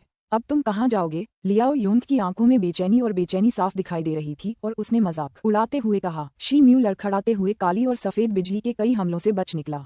हालांकि उसके चारों ओर गड़गड़ाहट की आवाजें गूंज रही थीं और काली और सफेद बिजली के जाल तेजी से फैल रहे थे। शी म्यू को बीच में घेरना चाहते थे। अचानक शी म्यू का शरीर तेज लाल रोशनी में चमकने लगा और क्रिम्सन एप एनर्जी कंस्ट्रक्ट प्रकट हुआ।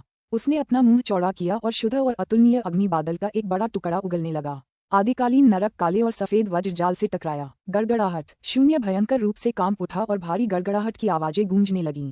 काले और सफेद वज्र जाल की शक्ति स्पष्ट रूप से लाल अग्नि बादल से ऊपर थी। हालांकि चाहे कितनी भी बिजली चमके, आदिकालीन नरक से बने अग्नि बादल को हराना पूरी तरह असंभव था। ये कैसे संभव है? लियाओ यूंग का चेहरा अविश्वास से भर गया। शी म्यू ठंडी मुस्कान के साथ मुस्कुराया। ये काली और सफेद बिजली वाकई शक्तिशाली और विशाल थी, लेकिन इस बिजली में एक प्रकार की धुंधली ऊर्जा भी थी जिसने इस अजीब काली और सफेद बिजली के निर्माण में भूमिका निभाई। आदिकालीन नरक ने धुंध की असली प्रकृति को दबा दिया था, इसलिए ये काली और सफेद बिजली के हमले को झेलने के लिए पर्याप्त शक्तिशाली थी। जब से उसकी मुलाकात बर्फ की गुफा में लियाओ यूंग से हुई थी, तभी से वह इस तरीके के बारे में सोच रहा था। अब जब उसने इसे आजमाया तो ये बिल्कुल वैसा ही निकला जैसा उसने सोचा था। उसके शरीर की लाल आभा भड़क उठी और उसका पूरा शरीर लाल लपटों में लिपट गया। अगले ही पल वह लाल प्रकाश की एक किरण में बदल गया जो आदिकालीन नरक की असली आग में समा गई। लाल लपटें अचानक हवा में उठीं और अपने रास्ते में आने वाली हर चीज को नष्ट कर दिया।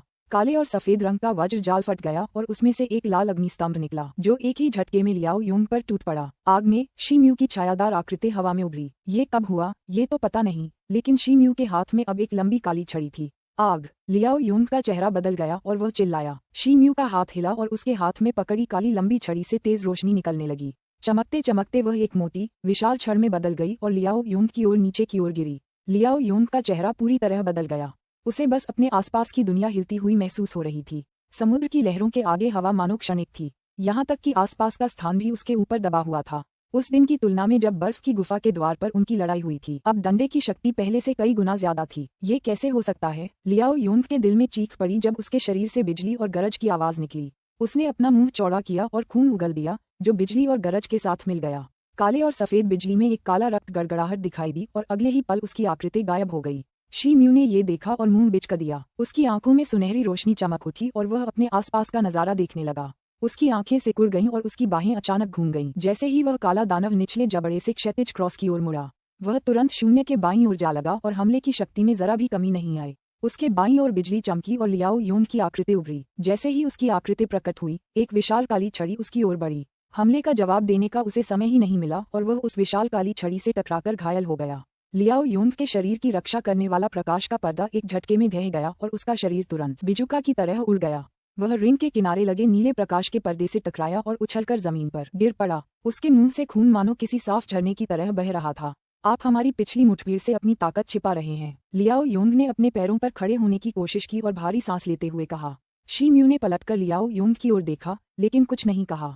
ये सच था कि जब वह बर्फ की गुफा में था और लियाओ यूंग से उसका सामना हुआ था, तब उसने अपनी असली ताकत नहीं दिखाई थी। आखिरकार उसने पहले बर्फ की गुफाओं में ठंड का विरोध करने की कोशिश की थी, फिर उसी दिन एक बर्फीली मकड़ी से भीषण युद्ध लड़ा था। उसका शरीर गंभीर रूप से घायल हो गया था और फिर उसी दिन उसने बर्फीली मकड़ी से युद्ध किया था।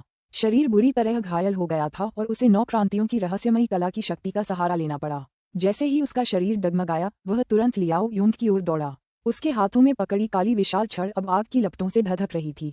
अगर ऐसा है तो अपनी मौत के लिए मुझे दोष मत दो। लियाओ यूंग की आंखों में एक दृढ़ निश्चय झलक रहा था। उसके हाथ के एक इशारे से हवा में से 7 रक्त रंग के उड़ते हुए चाकू प्रकट हुए। मंत्रों के चिन्ह एक पंक्ति में व्यवस्थित थे और अब चाकुओं से किसी राक्षस के रक्तसार की गंध फैल रही थी। उसने अपने मुंह में मंत्र बुदबुदाना शुरू कर दिया और 7 खूनी उड़ते चाकू चमकने लगे। अगले ही पल वे चाकुएं सचमुच उसके शरीर में, कलाइयों, पेट, बगलों और बाकी 7 अंगों में घुस गए। ये चाकुएं उसके शरीर में इतनी गहराई तक धंस गए थे कि चाकुओं का हत्था भी दिखाई नहीं दे रहा था। अध्याय 527 प्रसिद्धि में वृद्धि। अनुवादक एंडलेस फैंटेसी अनुवाद संपादक एंडलेस फैंटेसी अनुवाद। जब 7वें हाथ का उड़ता हुआ चाकू लियाओ यूंग के शरीर में गिरा तो उसका आधा काला और आधा सफेद चेहरा मुड़ गया। उसके शरीर के बाकी हिस्से उभरने और फूलने लगे। उसकी पीठ से एक जोड़ी पंख, एक काला और एक सफेद, उगाए। जैसे ही काली और सफेद बिजली उसके खून में मिली, उसके शरीर की सतह चमक उठी। 3 रंगों वाली बिजली आपस में गुंथ गई और पल भर में लियाओ यूंग के शरीर को ढक लिया। वह 10 फुट आकार के एक विशाल वज्र पक्षी में बदल गई। वह थंडर रॉक नामक पौराणिक प्राचीन जानवर जैसा दिख रहा था। संपादक का नोट: यहाँ इस्तेमाल किया गया शब्द असल में थंडर पेंग है। पेंग चीनी पौराणिक कथाओं में एक विशाल पक्षी है जो हमें लगा कि रॉक से काफी मिलता जुलता है, जिससे अंग्रेजी बोलने वाले ज्यादा परिचित होंगे। थंडर रॉक का शरीर रक्त लाल था और उसके पंख काले और सफेद थे। जैसे ही रूपांतरण पूरा हुआ, वह तेज चीख के साथ शी म्यू की ओर बड़ी तेजी से उड़ गया।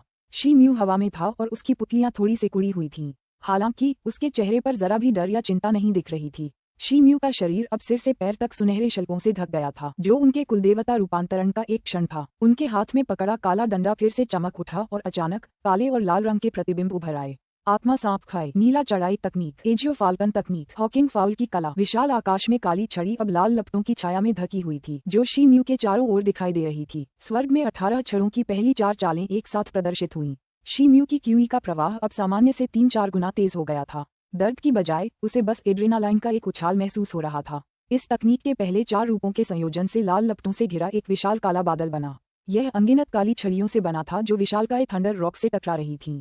धरती को हिला देने वाली तेज आवाज के बाद हवा में एक हिंसक लहर उठी और रंग बिरंगी किरणें चारों ओर फैल गईं। पूरा प्लेटफॉर्म कांप उठा, साथ ही नीले रंग के प्रकाश के पर्दे का आवरण भी। ऊपर प्रकाश के पर्दे की सतह दरक गई, मानो वह अब कभी भी ढह जाएगा। हवा के बीच में लाल भौहें वाला युवक स्तब्ध रह गया और तुरंत एक सियान रंग का झंडा निकाला और उसे लहराया। ध्वज से एक नीला प्रकाश स्तंभ निकला और प्रकाश पर्दों में विलीन हो गया, जिससे वह स्थिर हो गया। हल्के पर्दों के बीच घने काले डंडे और तिरंगी बिजली अभी भी आपस में गुंथी हुई थी, जिससे शी म्यू और लियाओ यूंग दोनों की परछाइयां उसमें डूब रही थीं। बाहर से कोई भी साफ साफ नहीं देख पा रहा था कि क्या हो रहा है। उन्हें बस हवा में एक भयानक उतार चढ़ाव महसूस हो रहा था। आसपास मौजूद सभी लोग यह नजारा देखकर दंग रह गए। मंच के दोनों ओर खड़े शिष्यों की प्रतिक्रियाएं अलग अलग थीं और ऊंचे मंच पर खड़े कई पहरेदारों के चेहरों पर भी हल्की सी हैरानी साफ दिखाई दे रही थी। थोड़ी देर बाद इलेक्ट्रो ऑप्टिकल काली धुंध छट गई, जिससे पता चला कि अंदर क्या चल रहा था। शी म्यू जमीन पर आधा उकड़ू बैठा था, उसका विशफुल स्टील का डंडा हाथ में कसकर पकड़े हुए। वह काफी भ्रमित लग रहा था।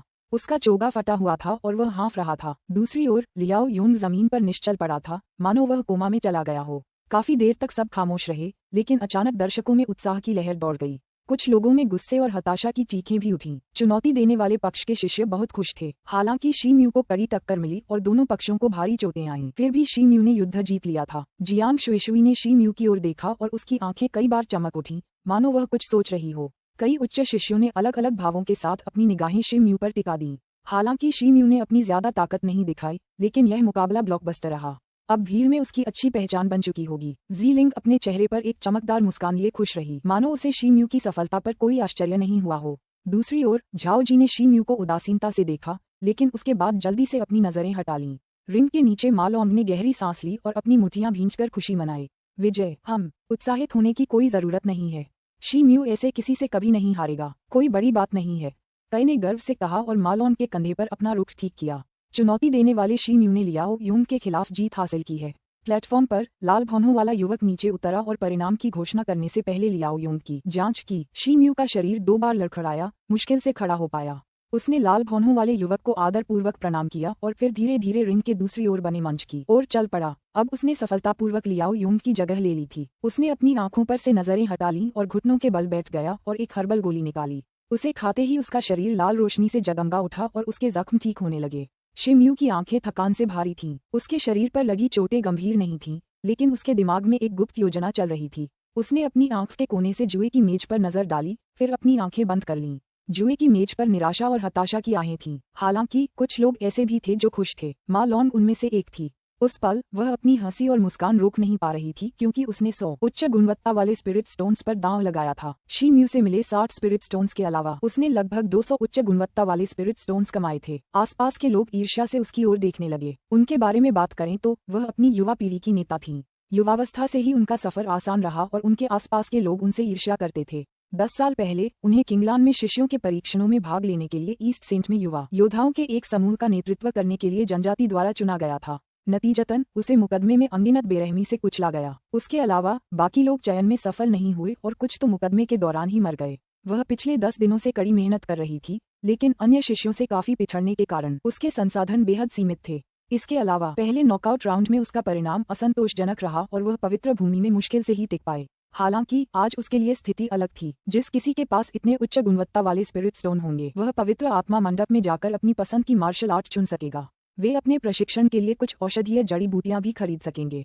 जैसे ही उसे इसका एहसास हुआ, वह तुरंत मंच की ओर मुड़ी जो उससे ज्यादा दूर नहीं था, जहां शिम यू घुटनों के बल बैठा था। हा, इस खूबसूरत महिला को बधाई, आपकी दूरदर्शिता कमाल की है। अगली लड़ाई जल्द ही शुरू होने वाली है, इसलिए अपनी बाजी लगा लो। डुआन म्यू ने जुए की मेज के पीछे से हाथ हिलाते हुए कहा। उसने स्पिरिट स्टोन से भरा एक बड़ा थैला निकाला और मालोन को थमा दिया। लियाओ यूंग से जीते गए स्पिरिट स्टोन्स से अर्जित स्पिरिट स्टोन्स की तुलना में मालोन को दिया गया पैसा स्वाभाविक रूप से नगण्य था। धन्यवाद बड़े डुआन म्यू। मालोन ने स्पिरिट स्टोन्स को अपने नियंत्रण में ले लिया, अपनी स्पिरिट सेंस के जरिए ये पुष्टि करते हुए कि कुल 500 उच्च गुणवत्ता वाले स्पिरिट स्टोन होंगे। उसने उन्हें इकट्ठा किया और सुरक्षित रख लिया। कई की दृष्टि के माध्यम से शिम यू स्पष्ट रूप से देख पा रही थी कि क्या हो रहा था और वह अपनी मुस्कान को रोक नहीं सकी। लाल भौहों वाले युवक द्वारा बेहोश लियाओ यूंग को रिंग से बाहर निकालने के बाद मुकदमा जारी रहा।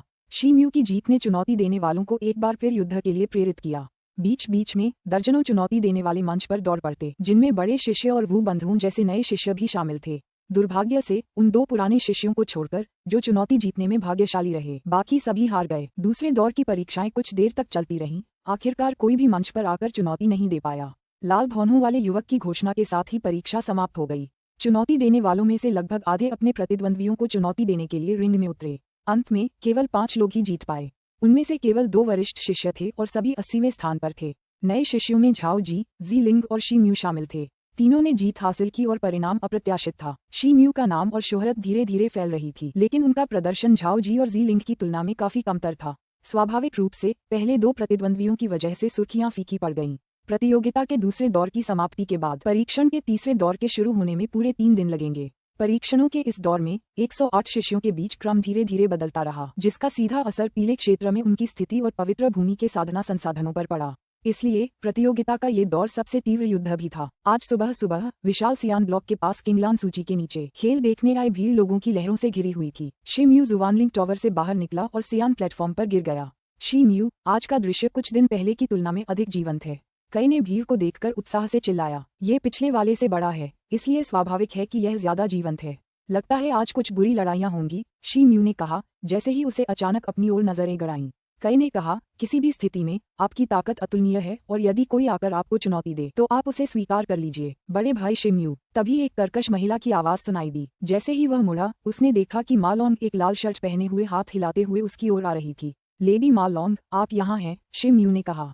बड़े भाई शिम यू, पिछले कुछ दिनों में आपने जो आत्मा पत्थर कमाए थे, वे अभी भी मेरे पास हैं, मालोंग ने धीमी आवाज में कहा जब वह शिम यू के पास गई। इससे पहले कि मालोंग अपनी बात पूरी कर पाती, शिम यू ने उसे बीच में ही रोक दिया।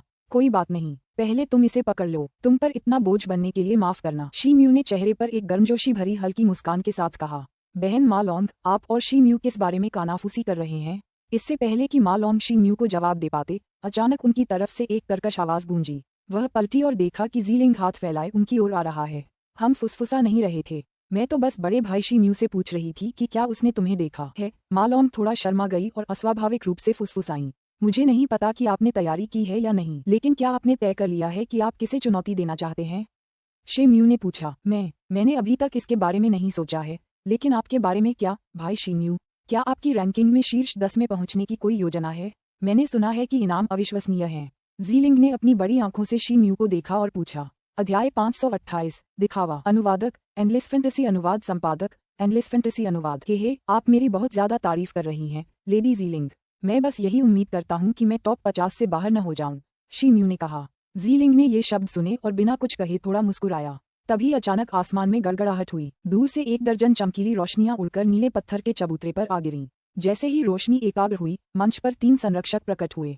इस बार 3 संरक्षकों के ठीक बगल में 2 और लोग खड़े थे। लाल भौहों वाला युवक पुनः मंच पर आया और चारों ओर नजर दौड़ाए। तीसरा दौर शुरू होने वाला है। सभी शिष्यों से निवेदन है कि कृपया अब मंच पर आ जाएं। जैसे ही उन्होंने घोषणा की, रिंग के बाईं ओर एक नीली रोशनी चमक उठी, जिससे एक खुला क्षेत्र बन गया। कृपया एक बार फिर मेरे लिए कई का ख्याल रखना। इतना बोझ बनने के लिए मैं फिर से माफी मांगता हूँ, शी म्यू ने मा लॉन्ग से कहा। इसकी चिंता मत करो भाई शी म्यू, बस प्रतियोगिता पर ध्यान दो और बाकी मुझ पर छोड़ दो, मा लॉन्ग ने फुसफुसाते हुए सिर हिलाया। इस बार कई ने संकोच नहीं किया और तुरंत शी म्यू से मा लॉन्ग के कंधे पर उड़ गई। शी म्यू और जी लिंग दोनों ने एक दूसरे की ओर देखा और एक साथ मंच पर चले गए तथा अन्य शिष्यों के पीछे पीछे चले गए। उनके अलावा कई आकृतियां भी गिर गईं और अपनी वर्तमान रैंकिंग के अनुसार पंक्तिबद्ध हो गईं। शी म्यू 37वें स्थान पर था। उसके बाईं ओर मगरमच्छ की पूंछ वाला एक बलवान राक्षस योद्धा था। उसके दाईं ओर एक कामुक लाल बालों वाली महिला थी। मैं इस बार नियम नहीं दोहराऊंगा, सबके लिए एक ही मौका है, इसलिए कृपया खुद ही फैसला कर लीजिए। आखिरी बार याद दिला दूं कि एक ही व्यक्ति ज्यादा से ज्यादा 3 चुनौतियां ही स्वीकार कर सकता है। क्या सबको मंजूर है? लाल भौहों वाले युवक ने पूछा। हाँ, सभी ने एक स्वर में उत्तर दिया। खैर, अब मैं घोषणा करता हूँ कि योग्यता चुनौती आधिकारिक तौर पर शुरू हो गई है।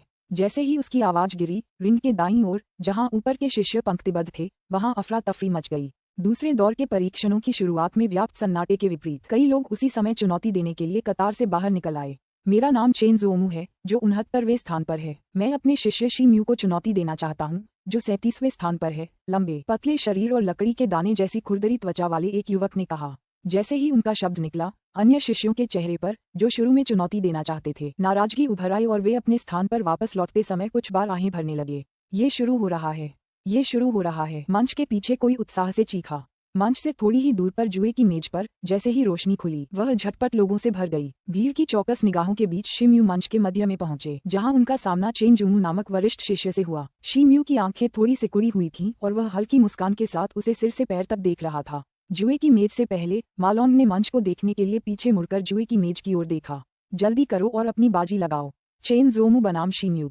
चेन जोमू 3 से 1, शी म्यू 1 से 4। देर होने से पहले अभी खरीद लो। डुआन मुगुआंग चिल्लाया। मैं चेन जोमू की जीत पर भरोसा करता हूँ। मैं भी चेन जोमू के लिए जा रहा हूँ। मैं भी चेन जोमू पर दांव लगा रहा हूँ। जुए की मेज पर बैठे लगभग सभी लोगों ने चेन जोमू की जीत पर दांव लगाया। 3 दिन पहले हुई इस लड़ाई को देखकर सभी को लगा कि शी म्यू की जीत सिर्फ इसलिए हुई क्योंकि लियाओ योंग ने अपने दुश्मन को कम आंका था। हालांकि शी म्यू ने अपनी पूरी कोशिश की, फिर भी उसे काफी चोटें आईं। उसकी हालत अभी भी अच्छी नहीं थी क्योंकि वह पूरी तरह से ठीक नहीं हुआ था और उसकी ताकत भी काफी कम हो गई थी। बेशक कुछ लोग ऐसे भी थे जो इस मौके का इस्तेमाल और भी बेहतरीन स्पिरिट स्टोन कमाने के लिए करना चाहते थे। उनमें से लगभग किसी को भी यकीन नहीं था कि शी म्यू इस दौर की लड़ाई जीत सकता है और उसे एक अच्छा योद्धा नहीं मानते थे। मैं अपना पैसा शी म्यू पर लगा रहा हूँ।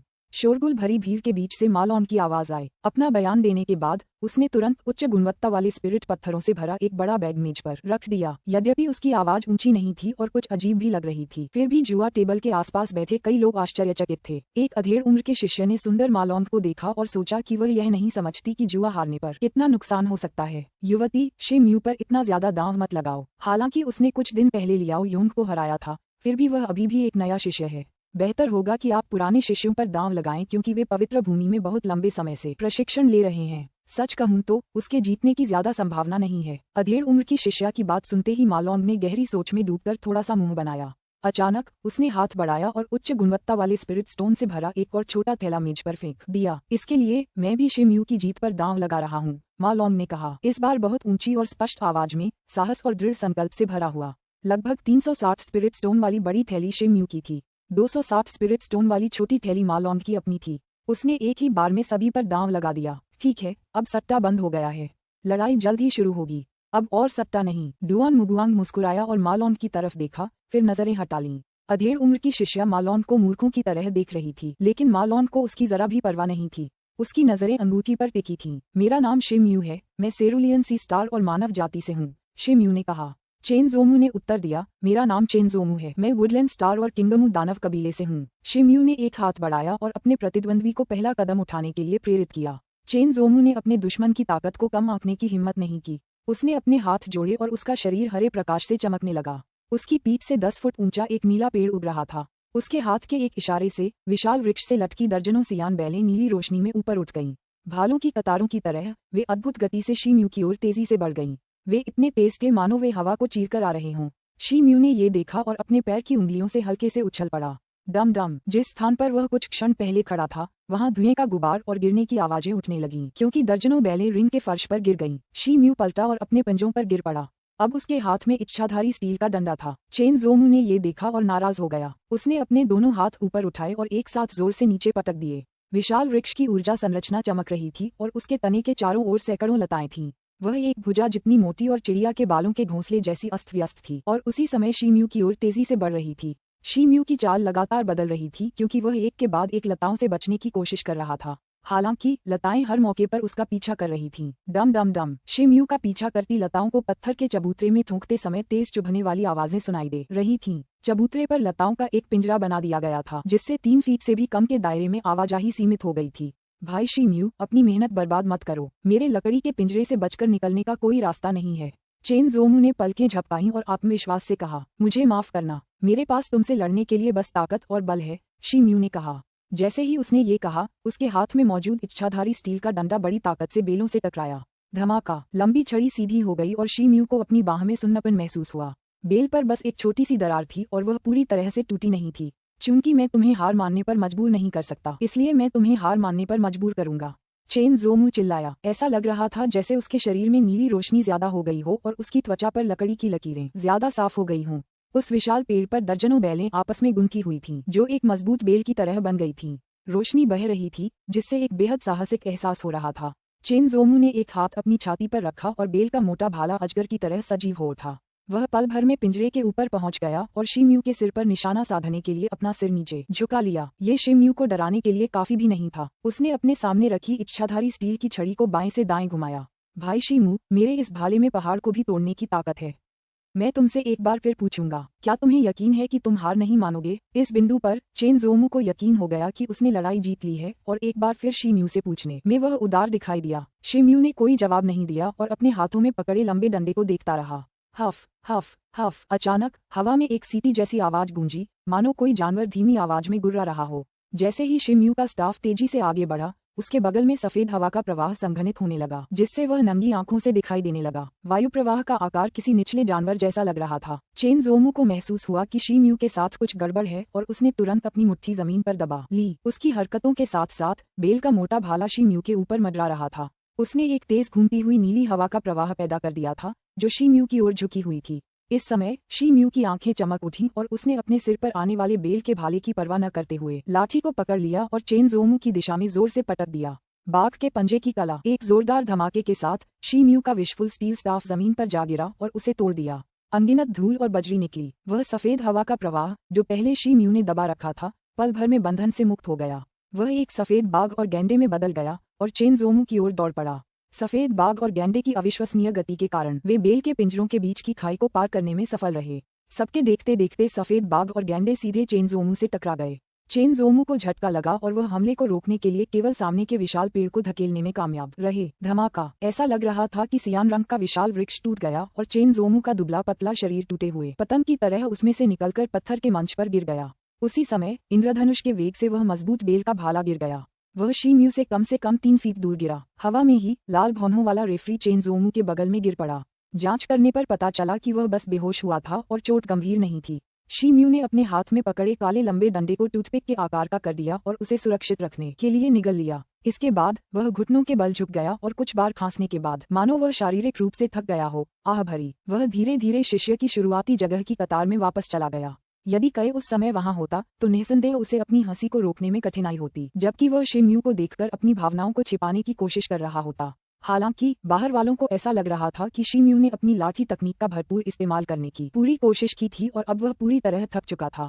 उनके मन में शीम्यू अपने प्रतिद्वंदी को मुश्किल से हरा पा रहा था। भीड़ में से कुछ लोगों ने तो उस पर ताने भी कसे। अध्याय 529। एक सुराग। अनुवादक एंडलेस फैंटेसी अनुवाद संपादक एंडलेस फैंटेसी अनुवाद। शीम्यू जीत गया। चेन जोमू बाहर हो गया। लाल भौंहों वाले युवक ने घोषणा की। रिंग के नीचे अचानक हलचल मच गई, लेकिन जुए की मेज पर बैठे लोग और भी अधिक स्तब्ध रह गए। जिन लोगों ने चेन जोमू पर दांव लगाया था उनमें से कई लोग अचंभित थे और अपने निर्णय पर पछता रहे थे।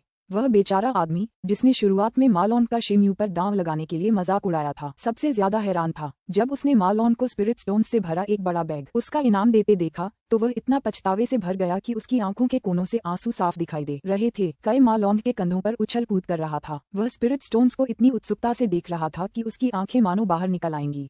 मालोंग के हिसाब से शी म्यू के उच्च गुणवत्ता वाले स्पिरिट स्टोन्स की संख्या 1800 तक पहुंच गई होगी। ये देखकर कि उसने भी इस जुए से अच्छा खासा मुनाफा कमाया है, वह बहुत खुश थी।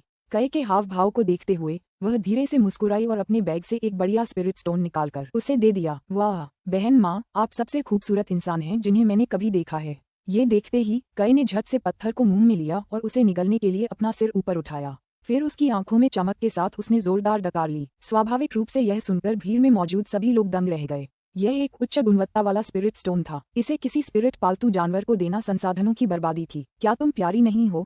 ये तुम्हारे लिए एक और है। मालोन को खर्च करने की क्षमता का एहसास बहुत अच्छा लगा। कई को एक और स्पिरिट स्टोन खिलाते हुए उसके होठों के कोने पर मुस्कान उभरी और उसने दूर से ही शी म्यू को संदेश भेजा। भाई शी म्यू, आपके जीतने की संभावना 1 से 4 है। इस समय स्पिरिट स्टोन्स की संख्या लगभग 2000 है। यह अच्छा है, शी म्यू ने प्रतिध्वनित किया। यद्यपि उसकी आवाज हमेशा की तरह शांत थी, फिर भी उसका दिल खुशी से उछल रहा था। इतने सारे उच्च गुणवत्ता वाले स्पिरिट स्टोन उसके लिए बहुत बड़ी बात थे। इन्हें आसानी से लगभग 2000 जुवानलिंग पॉइंट्स में बदला जा सकता था। यह उसके लिए पवित्र भूमि में अगले 10 साल तक रहने के लिए पर्याप्त से भी ज्यादा होता। रिंग की सतह की मरम्मत पूरी हो चुकी थी और चेन जोमू को चिकित्सा सहायता के लिए बाहर निकाल लिया गया था। लाल भौहों वाले युवक ने भीड़ की ओर देखा और गहरी सांस ली। क्या कोई एक और चुनौती देने को तैयार है? कुछ क्षण की शांति के बाद माथे पर सींग वाला एक विशालकाय आदमी लाइनअप से बाहर आया और रिंग के बीच में चला गया। मैं शिष्य हुओ डुन, जो 50वें स्थान पर हूँ, भाई लू को चुनौती देना चाहता हूँ, जो 45वें स्थान पर हैं। जिस आदमी को उसने चुनौती दी थी वह उससे बस एक कदम की दूरी पर था। वह दुबला पतला था और उसका चेहरा बेहद पीला था। इतना पीला दिखने के बावजूद वह काफी शालीन और सुंदर था। नियमों के अनुसार दोनों दावेदारों ने अपने नाम और जातियां बताने के बाद उनमें मुकाबला शुरू हो गया। बड़े सींग वाले इस आदमी में 3 फुट लंबे लाल पैरों वाले एक उग्र योद्धा के रूप में एक ऊर्जा संरचना थी। वह अपने मुंह से आग उगल सकता था। इस बीच उस सुंदर आदमी की ऊर्जा संरचना एक 6 पूंछ वाली नीली लोमड़ी थी। लोमड़ी की हर पूंछ अजीब तरह से प्रतिक्रियाशील और आसपास के वातावरण के प्रति संवेदनशील लग रही थी। जब वे लड़ रहे थे तो पीले लेकिन सुंदर चेहरे वाले आदमी का पलड़ा भारी था। अपनी 6 नीली लोमड़ी की पूंछों की मदद से उसने अपने प्रतिद्वंद्वी पर आखिरी वार किया और मैच जीत लिया। मुकाबला तो खत्म हो गया, लेकिन मुकाबला ज्यादा देर तक नहीं रुका। मंच के नीचे बैठे दर्शक मैच को पूरी तरह समझ पाते उससे पहले ही एक नया मुकाबला शुरू हो गया। शी म्यू के दाहिनी ओर एक कामुक लाल शरीर वाली महिला कतार से बाहर निकली। मंच के बीच में खड़े होने के बाद उसने पीछे मुड़कर जी लिंग की ओर इशारा किया। मैं शिष्य सू रो हूँ, रैंक 38। मैं शिष्य जी लिंग को चुनौती देना चाहता हूँ। जैसे ही उसने चुनौती दी, सभी की निगाहें उस दुबली पतली आकृति की ओर मुड़ गईं। वह छोटी सी आकृति कोई और नहीं बल्कि जी लिंग थी। उसे जरा भी हैरानी नहीं हुई। वह चेहरे पर एक चमकदार मुस्कान लिए बाहर निकली और सू रो के सामने खड़ी हो गई। मेरा नाम सू रो है, मैं स्केलिंग स्टार के टॉर्पीडो दानव कबीले से हूँ, लाल चमड़ी वाली महिला ने मुस्कुराते हुए कहा। मैं जी लिंग हूँ, टर्न स्टार की मानव जाति से, जी लिंग ने उत्तर दिया। सू रो ने मुस्कुराते हुए फुसफुसाते हुए कहा, छोटी बहन जी लिंग, आज तुम्हें अपना प्रतिद्वंदी चुनने के लिए मुझे दोष मत देना। शी म्यू मुझसे सिर्फ एक रैंक नीचे है, इसलिए अगर मैं जीत भी जाती तो भी उसे चुनना ज्यादा मजेदार नहीं होता। चिंता मत करो, मैं तुम्हारे साथ नरमी बरतूंगी। उसकी मुस्कान में एक स्वाभाविक आकर्षण था, लेकिन जी लिंग उसके झांसे में नहीं आया। जी लिंग ने उसकी तरफ देखा और शर्माए बिना न रह सका। आप कितने विनम्र हैं, कृपया मुझे अपना सर्वश्रेष्ठ प्रयास करने दीजिए, जी लिंग ने मुस्कुराते हुए कहा। ठीक है, सावधान रहो, सू रो ने कहा। जैसे ही उसका शरीर लाल हो गया और उसके पीछे एक लाल शल्क वाली कोई मछली प्रकट हुई, जी लिंग ने अपनी मुस्कान गायब कर दी और उसके पूरे शरीर में बैंगनी रंग फैल गया। उसने रक्षात्मक मुद्रा में अपनी बाहें छाती पर रख लीं। सू रो के दोनों पतले हाथ धीरे से आगे की ओर लहराए और उसके पीछे लाल कोई चमक उठा। दोनों एक जैसे कोई ढांचे अलग हो गए। जैसे ही 2 प्रेत कोई को बुलाया गया, वे ऊपर नीचे उछलते हुए सू रो के पास से गुजरे। वे जी लिंग की ओर उड़े और हवा में 2 लाल धारियां छोड़ गए। जी लिंग ने जोर से अपनी हथेलियां आपस में थपथपाईं और बैंगनी रंग चमक उठा। उसके हाथ में एक छोटा बैंगनी धार वाला ब्लेड दिखाई दिया। उसने एक हाथ से ब्लेड पकड़ा और तेजी से उसे अपने सामने घुमाया। चीचा, बैंगनी प्रकाश की 7 या 8 लंबी अर्धचंद्राकार धारियां अचानक 2 कोई छायाओं की ओर बढ़ीं। लाल कोई पीछे नहीं हटा, बल्कि पूरी गति से बैंगनी ब्लेड की ओर बढ़ा और एक दूसरे से टकराने लगा। कई तीखी आवाजों के साथ दोनों कोई संरचनाएं बैंगनी ब्लेडों से टकराईं और प्रकाश बिखर गया। ऐसा लग रहा था कि जी लिंग को उम्मीद नहीं थी कि दोनों लड़खड़ा जाएंगे और वह एक पल के लिए स्तब्ध रह गई। सू रो भयभीत दिख रही थी क्योंकि वह अपनी ओर आती बैंगनी रोशनी से बच रही थी। धमाका, चमकता हुआ बैंगनी ब्लेड जमीन पर गिरा और टुकड़े टुकड़े हो गया। सू रो ने मलबे से दूर जाने के लिए अपनी आस्तीनें हिलाईं और चुपचाप अपने पंजों पर वापस चली गई। जैसे ही जी लिंग ने एक और जादू शुरू किया, एक बार फिर हमला करने की तलाश में, अचानक परिवर्तन हुआ। उसके पैरों में एक अजीब सी हलचल मची हुई थी। उसने नीचे देखा तो उसके नीचे से लाल लहरें उठ रही थीं। धमाका, एक लाल कोई छाया अचानक उसमें से उछली, जिससे जी लिंग हवा में उछल गया। जी लिंग को अपना शरीर स्थिर करने का समय ही नहीं मिला। हवा में और भी लाल लहरें उठीं और उसमें से एक और लाल प्रेत कोई निकला। उसका बड़ा मुंह ज़ी-लिंग की ओर झपटा और लोहे जितना मोटा लाल प्रकाश स्तंभ उगलने लगा। धमाका! लाल बत्ती के प्रभाव से ज़ी-लिंग जोर से जमीन पर गिर पड़ा। दोनों कोई प्रेत ऊपर नीचे उछल रहे थे, जबकि लाल बत्ती का स्तंभ अखाड़े के बीचों बीच जा रहा था। कुछ देर तक लाल बत्ती अखाड़े पर चमकती रही। रिंग के चारों ओर दर्शकों का दृश्य अस्पष्ट था, इसलिए वे अंदर की स्थिति नहीं देख पा रहे थे। ऐसे में उनमें से कई लोग ज़ी-लिंग के प्रति उसके सुंदर और आकर्षक रूप रंग के कारण असामान्य रूप से सहानुभूति महसूस कर रहे थे। मुझे लगता है कि यह छोटी लड़की अब और आगे नहीं बढ़ सकती। ये सू रोऊ भले ही नाजुक और सौम्य दिखती हो, लेकिन वह बहुत खतरनाक है। आखिरकार वह एक नई छात्रा है। बड़े शिष्यों की तुलना में वह अभी भी बहुत कोमल है। शिम्यू ने शांत भाव से रिंग में उठते धुएं को देखा। ओह, तुमने तो पूरी ताकत लगा दी। ज़ी-लिंग की आवाज लाल चमक और धुएं के बीच रिंग में गूंज उठी। भीड़ ने झट से रिंग पर ध्यान केंद्रित कर लिया ताकि उसकी एक झलक पा सके। तभी एक बैंगनी आभा भयावह गति से फैल गई। जब दोनों कोई प्रेतों ने उसे हल्के से छुआ तो वे तुरंत गायब हो गए।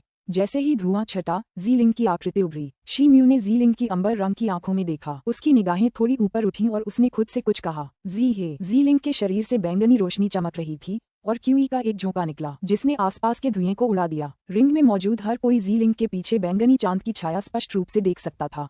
पूर्णिमा का जादूगर, ओह क्या आश्चर्य है। सू रॉ ये दृश्य देखकर हंस पड़ा। ऊंचे मंच के ऊपर कमल परी ने ज़ी-लिंग को देखा और खुद से फुसफुसाते हुए उसकी भौहें थोड़ी सी हिल गईं। एक शरीर में दो आत्माएं। रिंग में ज़ी-लिंग अपने हाथों से इत्मीनान से हवा में तैर रही थी और जटिल जादू कर रही थी। उसके सिर के पीछे चांद की परछाई अचानक ढह गई और उसकी उंगलियों के पोरों पर अनगिनत बैंगनी चांदों में बदल गई। एक उंगली आगे की ओर इशारा करते हुए उसमें से एक बैंगनी प्रकाश का तीर निकला और सू रॉ की छाती पर निशाना साधा। चमकते बैंगनी तीर जहां भी गुजरते अंतरिक्ष को विकृत कर देते। एक शक्तिशाली बल तीर के चारों ओर एक बैंगनी भंवर बनाता, जमीन से बजरी को खींचता। ये देखते ही सू रॉ की आंखें चमक उठीं। उसने जल्दी से अपने हाथ पीछे खींचे और अपने पीछे दो और लाल कोई को बुलाया। उसके बाएं और दाएं से वे चमकते तीर की ओर दौड़ पड़े।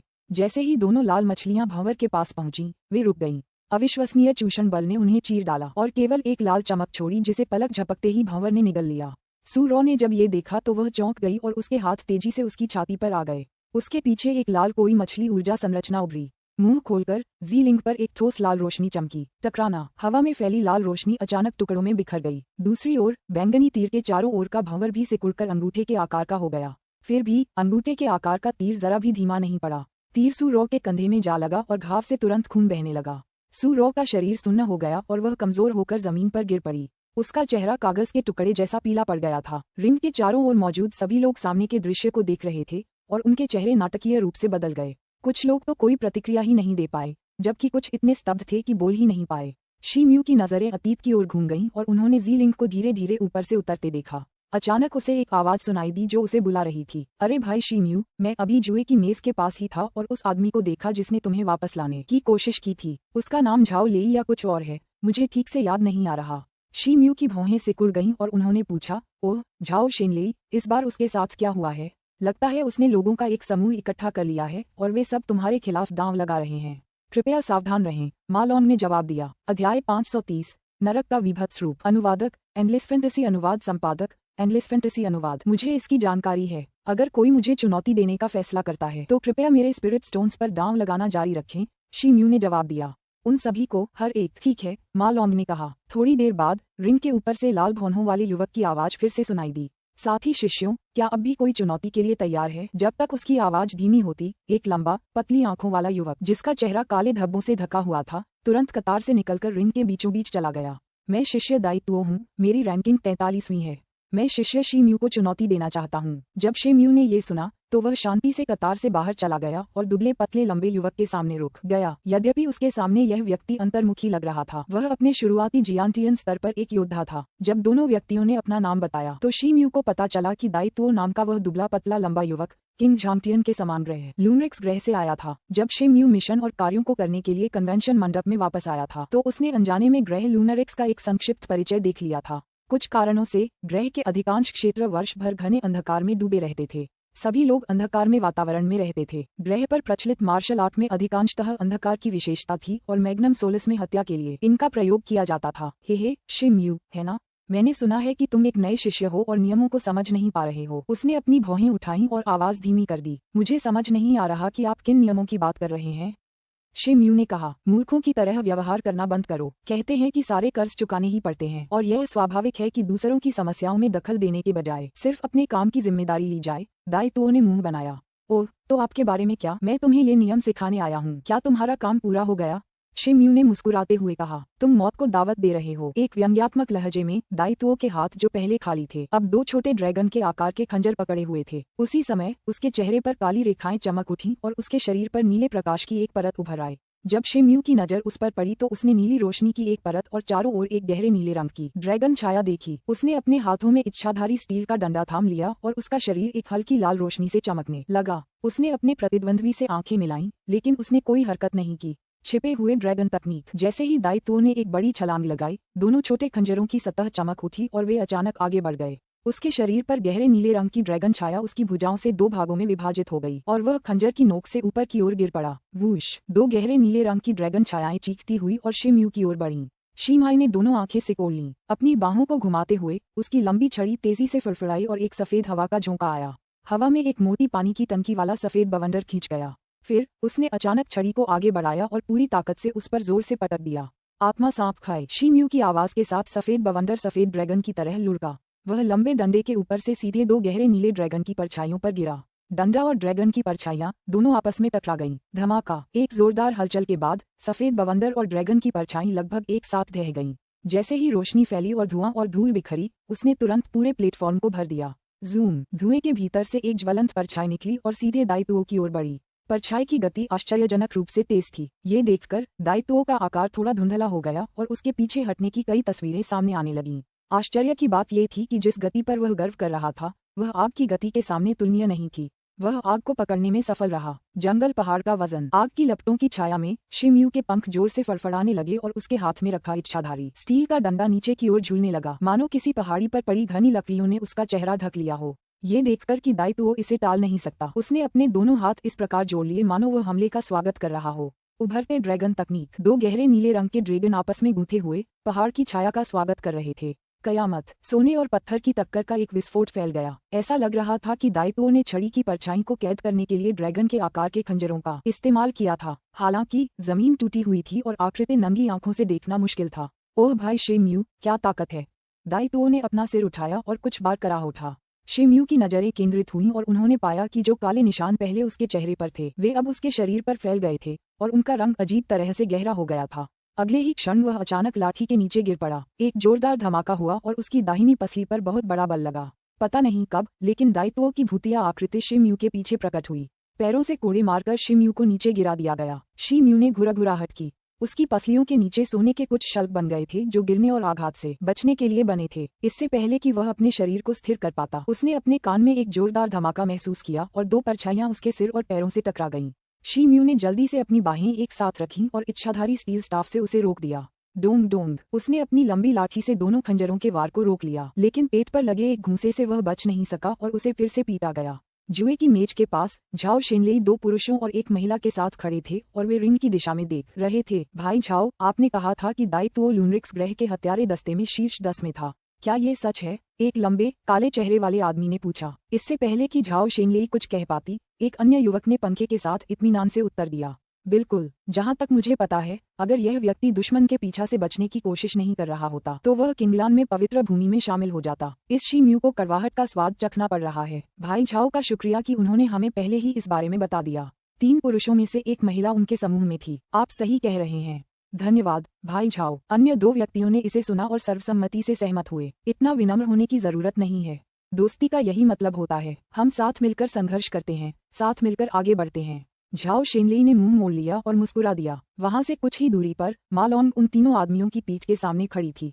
उसके चेहरे पर थोड़ी चिंता थी क्योंकि वह हाथ में स्पिरिट स्टोन से भरी थैली लिए अंगूठी को देख रही थी। रिंग में शे म्यू को एक बार फिर एक बॉक्स द्वारा फर्श पर फेंक दिया गया। उसके गिरते ही एक स्क्विड जमीन से उछलकर ऊपर आया। उसकी नजरें इधर उधर भटक गईं, लेकिन वह उस धूर्त आकृति को देख नहीं पाया। उसकी सुनहरी आंखें बह रही थीं और उसके शरीर के नीचे की सुनहरी परतें टूटकर बिखर गई थीं और उसके घाव से खून बह रहा था।